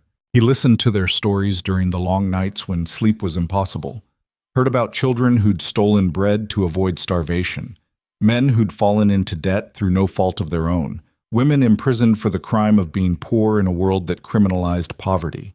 And slowly, Adrian began to understand what Celeste had tried to tell him from the beginning, that the architecture of power wasn't just corrupt at the top. It was designed from foundation to roof to crush anyone who stepped out of line, that his own privilege had insulated him from recognizing how thoroughly the system destroyed people. He'd thought saving one woman would be enough, had imagined himself a hero for exposing one corrupt baron. But the truth was so much larger and more terrible. The baron was just a symptom. The disease was the entire structure of aristocratic control that treated people as property and called it civilization. Adrian couldn't fix that from a cell in Newgate, but he could remember it, could let it reshape how he understood power and responsibility and what it meant to actually fight for justice instead of just performing righteousness. 3 months into his sentence, Marcus visited. They met in a grim room reserved for legal consultations, separated by a table scarred with decades of desperate conversations. Marcus looked older than Adrian remembered, worn by months of managing the fallout from Adrian's choices. "How are you holding up?" Adrian almost laughed at the absurdity of the question. "I'm in Newgate. How do you think I'm holding up?" "Fair point." Marcus set down a leather folder. "I have updates. The Baron died 2 weeks ago. Infection from his injuries. The charges against you might be reviewed. Will they reduce my sentence?" "Unlikely. You're still guilty of assault regardless of his death. But it does mean the divorce petition is void. Lady Whitmore is legally a widow now, free from the marriage." Adrian absorbed this with complicated feelings. He'd wanted Whitmore stopped, not dead. Had hoped for justice, not mortality. But he couldn't summon much grief for a man who'd terrorized Celeste for years. "How is she?" Marcus's expression softened slightly. "Safe. She and Miss Whitmore have transformed your northern estate into something remarkable. They've taken in women fleeing similar situations, wives escaping abuse, widows with nowhere to go. Created a kind of sanctuary." Adrian felt something shift in his chest. Pride, maybe. Or just the recognition that Celeste had taken the freedom he'd helped secure and built something meaningful from it. "Has she asked about me?" "Every letter." Marcus pulled out a sealed envelope. "She's written you dozens of times but wasn't sure if prison would allow delivery. I've been holding them for when circumstances permitted." Adrian took the envelope with hands that trembled slightly. The paper was expensive, the handwriting elegant and familiar. Just holding it felt like connection across the gulf of circumstance. "Can I write back?" "Yes. I'll ensure delivery." After Marcus left, Adrian sat alone with the letter. He was almost afraid to open it, afraid of what Celeste might say after months of his absence, afraid she'd moved on or discovered she didn't need him after all. Finally, he broke the seal and read. The letter wasn't what he expected. No declarations of love or promises of waiting. Instead, Celeste wrote about the work she was doing, the women she'd helped, the challenges of building something new from nothing. She wrote about learning to make decisions without fear, about discovering strengths she'd never known she possessed, about the strange freedom that came from being socially dead, no longer needing to perform for society's approval because society had already condemned her. And at the end, one paragraph that hit Adrian like physical force. "I don't know what happens when you're freed. I don't know if the man who emerges from prison will be the same one who walked in. But I want you to know that what you did mattered. Not because you saved me, I'm learning I can save myself, but because you demonstrated that the systems we thought were inevitable could be challenged, that choosing integrity over safety was possible even when the cost was everything. Thank you for that gift. Whatever comes next, I'll carry it forward." Adrian read the letter 3 times. Each time he understood something new about what Celeste was telling him. She wasn't waiting to be rescued again, wasn't frozen in place until he returned. She was building a life independent of his choices, discovering who she could become when freed from both the Baron's control and Adrian's protection. It should have felt like rejection. Instead, it felt like hope, like the recognition that love didn't require dependence. That partnership meant 2 whole people choosing each other, not one strong person carrying someone weaker. Adrian had thought he was fighting to save Celeste, but maybe what he'd actually been fighting for was the chance for both of them to become something other than the roles society had assigned. That night, he wrote back. Not about love or longing, but about what he was learning in Newgate, about seeing poverty and injustice from the inside, about understanding that his privilege had blinded him to systematic cruelty, about how prison was teaching him that control was the wrong goal, that the discipline he'd valued was just another form of fear, that real strength came from vulnerability, from admitting you didn't have answers, from building alongside people instead of trying to save them. He gave the letter to Marcus at the next visit and tried not to hope too hard that it would mean something. The months ground on with brutal sameness. Winter came and the stone cells became unbearable, prisoners huddling together for warmth that never quite materialized. Men died from disease and despair. Guards maintained order through casual violence, and Adrian learned what it meant to be powerless, to have no control over your circumstances, to depend on the mercy of people who had none to give. It stripped away the last remnants of the person he'd been, the Duke of Blackthorn who'd believed wealth and intelligence could solve any problem, who'd thought strategic thinking was enough to overcome injustice. That man died slowly in Newgate's darkness. What emerged in his place was something rawer and more honest. A man who understood that suffering was real and systematic, that good intentions weren't enough without action, that privilege carried obligations most people spent lifetimes avoiding. Adrian started teaching the other prisoners. Not charity. He had nothing to give, but skills, literacy for men who'd never had education, legal knowledge for those facing unjust charges. The tools he'd taken for granted, but that could mean survival for people without his advantages. It wasn't heroism, it was just what should have been done decades ago by people with his resources. But in that grim space, it mattered. Men who'd been resigned to their fates started fighting their cases, started demanding dignity, started recognizing that their suffering wasn't inevitable, but constructed. And Adrian learned that power didn't come from controlling outcomes. It came from helping people recognize they had the right to fight back. 15 months into his sentence, Marcus arrived with unexpected news. You're being released early. 3 months off for good behavior and cooperation with prison reforms. Adrian looked up from the legal brief he'd been reviewing for another inmate. Released? The aristocracy wants you gone, but they're tired of the scandal. Keeping you imprisoned just reminds everyone of the corruption you exposed. Better to let you disappear quietly. And the probation still applies. 5 years of monitoring. You'll need permission to leave the country, to engage in certain business activities, to associate with known criminals. Marcus's expression was wry. Essentially, they want you neutered, but not visible. Adrian stood slowly, his body protesting months of cold stone and poor nutrition. He'd lost weight, gained scars from prison violence, aged in ways that had nothing to do with time. When? 3 days. Marcus handed him a packet of documents. Your northern estate has been prepared. Lady Whitmore has ensured everything is ready for your arrival if you choose to go there. If I choose? Marcus met his eyes steadily. She wanted me to make clear that she's not waiting passively, that the sanctuary she's built exists independent of your involvement. You're welcome there, but not necessary for its continuation. Adrian felt something settle in his chest. Not disappointment, but recognition. Celeste had grown beyond needing him, had become fully herself in his absence. That was exactly what he'd hoped for when he'd started fighting. Good. Tell her I'll come when I'm ready, but first there are things I need to do here. Marcus frowned. Adrian, you have 3 days of freedom. What could you possibly need to do in prison? Finish teaching the men I promised to help. Make sure they have resources to continue after I leave. Not abandon people just because I have the privilege to walk away. You're not responsible for every prisoner in Newgate. No. But I'm responsible for not ignoring suffering I have power to address. That's the lesson I was supposed to learn here. Marcus studied him with something like wonder. You've changed. The man I knew would never have said that. The man you knew was performing strength while being fundamentally weak. Adrian managed a tired smile. Maybe this is just what happens when you strip away the performance and deal with what's actually underneath. The 3 days passed quickly.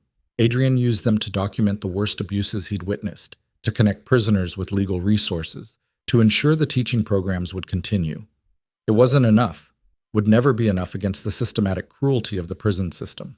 But it was what he could do with the time he had. On the morning of his release, Adrian walked through Newgate's gates into cold sunlight. Marcus waited with a carriage and clothes that fit the man Adrian had been rather than the one he'd become. He changed mechanically, the fine fabric feeling foreign against prison-scarred skin. Climbed into the carriage that would take him north to the estate and the uncertain future waiting there. London passed outside the window, bustling with commerce and intrigue. The city that had once felt like his kingdom now looked like a machine designed to crush people slowly. He saw the poverty he'd ignored, the suffering he'd stepped over, the systematic violence he'd participated in through passive acceptance. "You're quiet," Marcus observed as they left the city behind. "I'm trying to figure out who I am now." Adrian leaned back against the seat. The Duke of Blackthorn is gone. The man who believed control and discipline were virtues died in that cell. What's left is someone I don't entirely recognize. Is that frightening? Strangely, no. It's liberating. I spent 26 years becoming someone society approved of. Maybe now I can figure out who I actually want to be. The journey north took 3 days. With each mile, London's oppressive weight lifted slightly. The countryside opened up, trading cramped streets for rolling fields and forests that had no interest in aristocratic judgment. On the 3rd day, they crested a hill, and Adrian saw the estate. It had been neglected when he'd inherited it, a legacy property too far from London to be useful for politics or society. He'd kept it out of obligation but never visited, never imagined it could be anything other than a burden. Now it was transformed. The main house had been repaired, windows replaced, grounds cultivated into gardens. Smaller buildings dotted the property. Cottages that Adrian vaguely remembered as abandoned now showed signs of habitation. Women moved between buildings, some carrying children, others working in gardens or repairing structures. It looked like a community, a sanctuary built from ruins. The carriage stopped in front of the main house. Adrian climbed out slowly, taking in the scope of what Celeste and Miss Whitmore had created in his absence. The door opened and Miss Whitmore emerged, older than Adrian remembered, carrying herself with new confidence. Behind her, other women gathered, watching the stranger with wary assessment. "Your Grace." Miss Whitmore's greeting was formal but warm. "Welcome home. This doesn't feel like my home. It feels like something you built. Then perhaps it can be our home." She smiled. "If you're willing to share it."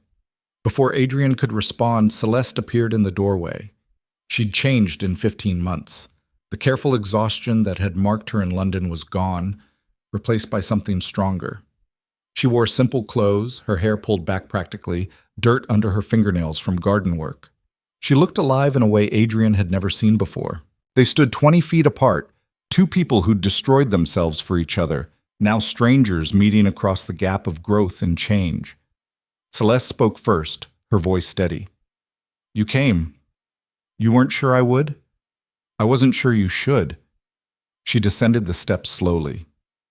"The man who went to prison sacrificed everything for my freedom. I didn't want you to feel obligated to a debt already paid. This isn't about debt. Then what is it about?" Adrian considered the question carefully. "About figuring out what comes after the performance ends, after the systems collapse, about building something that doesn't repeat the failures of what we left behind." Celeste was quiet for a long moment, studying him with the same assessment he'd seen from the other women. Then, very quietly, she said, "You look different. I am different. 15 months of recognizing I was wrong about almost everything tends to change a person." "Wrong about what?" "That I could save you, that I had answers, that power came from control instead of collaboration." Adrian moved closer, closing the distance between them. "I thought I was fighting for your freedom. But what I was actually fighting for was the chance for both of us to become something other than what society demanded." "And have you? Become something other?" "I don't know yet, but I'm trying." The women watching from the doorway whispered among themselves. This was theater they hadn't expected. The powerful Duke returned from prison, uncertain and humble, seeking acceptance rather than assuming authority. Celeste glanced back at them, then at the estate they'd built. "We've created something here. A place where women can escape situations like mine, learn skills, make choices, build lives independent of men's control. I can see that. It's remarkable. It's also fragile." She met his eyes directly. "The aristocracy tolerates us now because you're imprisoned and I'm socially dead. Your return changes that calculation. If you stay here, you make this place a target. Then I'll defend it." "With what?" "You have no power anymore, no influence, no protection. I have myself. And I'm learning that's more valuable than what I had before." Celeste's expression softened slightly. "What are you proposing?" That I stay if you'll have me, not as lord of the manor imposing order, but as someone helping build what you've started, working alongside instead of directing from above. And if I say no, then I'll go. Find somewhere else to figure out who I'm becoming, but I'd rather do that here, with you, if you're willing to risk it. The women whispered more urgently now. This was unprecedented, a duke asking permission, offering partnership instead of command. Celeste was quiet for a long time, weighing the risk against possibility.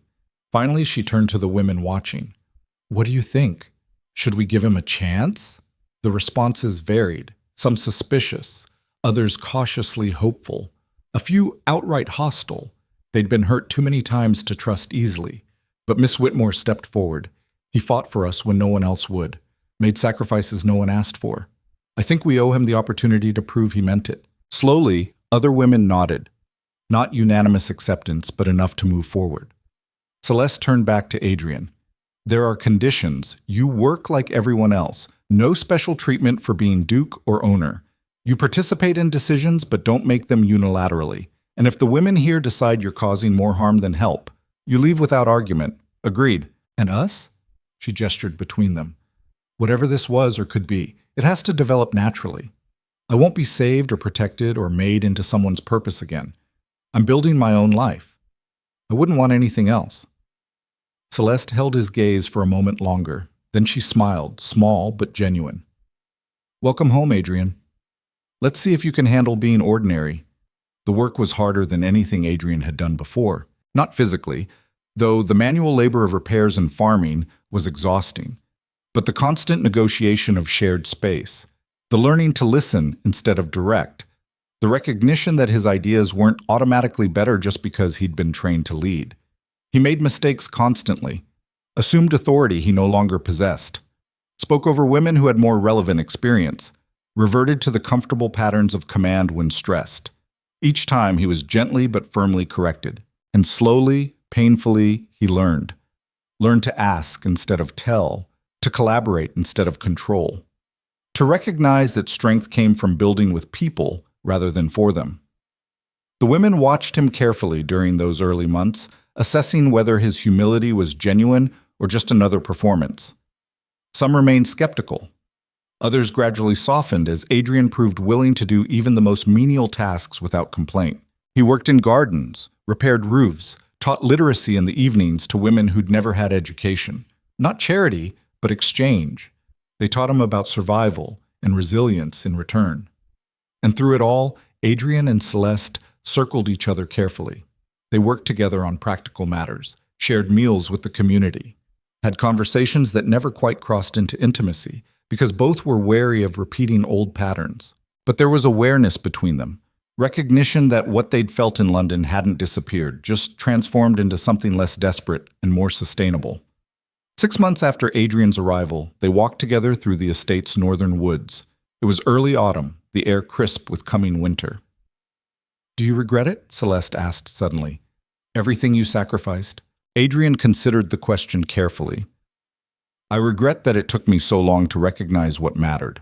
I regret the time wasted performing control instead of actually living. But the choice itself? No. Even knowing what it cost? Especially knowing what it cost.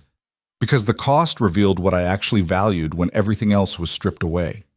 They walked in silence for a while, following a path that wound between ancient oaks.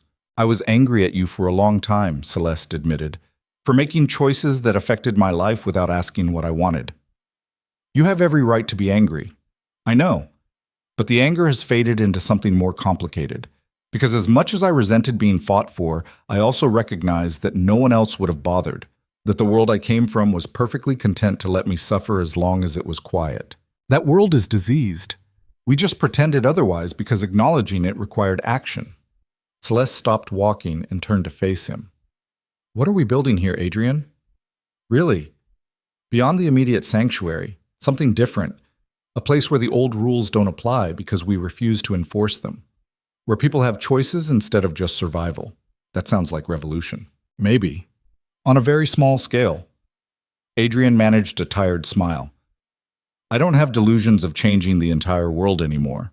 But perhaps we can change one small corner of it. Create a model that proves different arrangements are possible. And if the aristocracy comes to crush it, then we fight. But not alone. We fight together, with everyone who's built this place. They resumed walking, the woods growing darker as evening approached. I think I could love you again, Celeste said quietly. Or maybe for the first time properly, without desperation or rescue, or the performance we were both doing in London. Adrian felt something shift in his chest, not the desperate want that had consumed him before, but something steadier and more real. I think I could love you properly too, as equals building something together instead of one person saving another. But not yet, Celeste said firmly, not until we're both sure we're choosing it freely instead of out of habit or obligation. Not yet, Adrian agreed, but someday. They emerged from the woods as full dark settled. The estate buildings glowed with lamplight, smoke rising from chimneys. Inside, women prepared dinner, children played. A community functioned with the messy vitality of people learning to live without fear. Adrian had been Duke of Blackthorn, had commanded wealth and power, had believed himself capable of reshaping the world through strategic brilliance. That man was gone, dissolved in prison darkness and reconstructed through months of learning to be ordinary. What remained was just Adrian. No title, no empire, no certainty about the future. Just a man who'd learned that real strength came from vulnerability. That power meant using privilege to dismantle systems rather than reinforce them. That love required letting people become fully themselves instead of trying to save or fix or control them. It wasn't the ending he'd imagined during those desperate months in London. There was no grand triumph, no societal vindication, no fairy tale resolution where everything aligned perfectly. But it was real and honest and built on foundations that might actually last instead of the brittle architecture of performance and control. A year after Adrian's release, Marcus visited to finalize legal arrangements. The probation had ended. Adrian's movements were his own again. If he chose, he could return to London, attempt to rebuild his reputation, re-enter society. Instead, he signed documents transferring full ownership of the estate to a collective trust managed by the women living there, made himself legally equal to everyone else in the community. Marcus witnessed the signature with complicated expression. You're certain about this? Completely. You realize you're making yourself powerless. If they decide to expel you, you'll have no legal recourse. Then I'd better make sure I remain worthy of staying. Marcus packed away the documents carefully. The aristocracy thinks you're mad. That prison broke you. Maybe they're right. Adrian smiled. Or maybe I'm finally sane for the first time in my life. And Lady Whitmore? Her name is Celeste, and she's not mine to discuss. But there's something between you. There's possibility. Adrian chose his words carefully. We're learning to build something that doesn't repeat the mistakes of what came before. That's enough for now.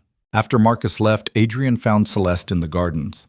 She was teaching a group of children about plant cultivation, her hands dirty with soil, her expression animated in a way that made her beautiful beyond any formal elegance. He watched from a distance, not interrupting, just witnessing the person she'd become when freed from all the cages, her husband's control, society's judgment, even Adrian's protection. She glanced up and saw him watching, smiled with the complicated understanding of two people who'd destroyed and rebuilt themselves in each other's orbit. Later, she found him in the workshop where he'd been repairing furniture for new arrivals. Marcus said you signed away the estate. I did. Why? Because ownership is just another form of control. And I'm tired of controlling things. Celeste leaned against the workbench, studying him with that direct gaze that still made his heart race. What do you want, Adrian? After everything, what do you actually want? Adrian set down the tool he'd been using and met her eyes steadily. I want to keep building this place with people who understand what it means to survive systems designed to destroy them. I want to learn everything I was too privileged to recognize before. I want to figure out how to use resources and knowledge to help rather than dominate. He paused, then added quietly, and I want you. But only if you want me too. Only if we can build something equal instead of one person saving or being saved. Celeste was quiet for a long moment. Then she closed the distance between them and kissed him. It wasn't desperate like their encounters in London, wasn't weighted with forbidden attraction or the fear of discovery. It was just honest connection between two people who'd earned the right to choose each other freely. When they separated, Celeste said softly, "I want that too. All of it. But slowly. Building piece by piece instead of burning everything down at once." Slowly, Adrian agreed. "We have time." And they did. Time to heal from old wounds. Time to build something sustainable. Time to discover who they could become when freed from the performances that had defined them. The seasons turned. The sanctuary grew. More women arrived fleeing situations the aristocracy considered acceptable. They brought children, skills, stories of survival that humbled Adrian every time he heard them. He taught what he could: legal knowledge, business skills, the tools of privilege he'd taken for granted. Not as charity, but as restitution, using advantages he'd never earned to help people the system had tried to erase. And slowly, his relationship with Celeste deepened into something neither had experienced before. Not the desperate attraction of London, not the performance of appropriate courtship, but real partnership between equals who'd both been fundamentally changed by their journey. 2 years after Adrian's release, they married, not in London with aristocratic pageantry, but in the estate's gardens surrounded by the community they'd built together. Miss Whitmore performed the ceremony. Women and children who'd found sanctuary there witnessed. There were no titles used, no reference to Duke or Lady, just Adrian and Celeste choosing each other with full knowledge of what that choice meant and what it cost. The ceremony was simple. They spoke vows they'd written together about partnership and equality, about building something better than what had come before, about choosing each other daily instead of once. When it was finished, the community celebrated with food and music and the messy joy of people who'd earned their happiness through survival. That night, alone finally in rooms they'd share, Celeste said quietly, "Do you ever miss it? The power, the control, the certainty of being Duke of Blackthorn." Adrian considered the question honestly. "Sometimes I miss the simplicity, the clear hierarchy, the ability to make decisions without negotiation. But that simplicity was built on other people's suffering, and I'd rather struggle with complexity than participate in comfortable cruelty." Celeste traced patterns on his chest, her touch intimate and familiar now. "You've become someone I couldn't have imagined in London. So have you. Do you think we would have found this if things had been different, if the Baron hadn't been corrupt or I'd never been trapped?" "No." Adrian pulled her closer. "We needed to be demolished to discover what was actually underneath the performance. Needed to lose everything to recognize what mattered. That's a brutal kind of grace. It's the only kind available to people like us. The ones who started with too much privilege to recognize our own cages." They lay in comfortable silence for a while, the sounds of the estate settling into night around them. "What comes next?" Celeste asked eventually. "We've built this sanctuary, proven different arrangements are possible, but it's still just one small place resisting an entire system. Next, we make sure it survives, that the model can be replicated, that other people can build similar spaces without needing to destroy themselves first. How? By documenting what we've learned, by helping others establish similar communities, by using every remaining scrap of privilege and knowledge to make resistance easier for people who come after." It was ambitious, maybe impossible. The aristocracy wouldn't tolerate too many spaces that demonstrated their authority was optional. But that was a problem for tomorrow. Tonight was about the quiet victory of two people who'd survived their own destruction and built something worth keeping from the ruins. 5 years after the trial, Adrian received an unexpected letter from London. The Lord Chancellor had died. His replacement was reviewing old cases and had questions about the corruption Adrian had exposed.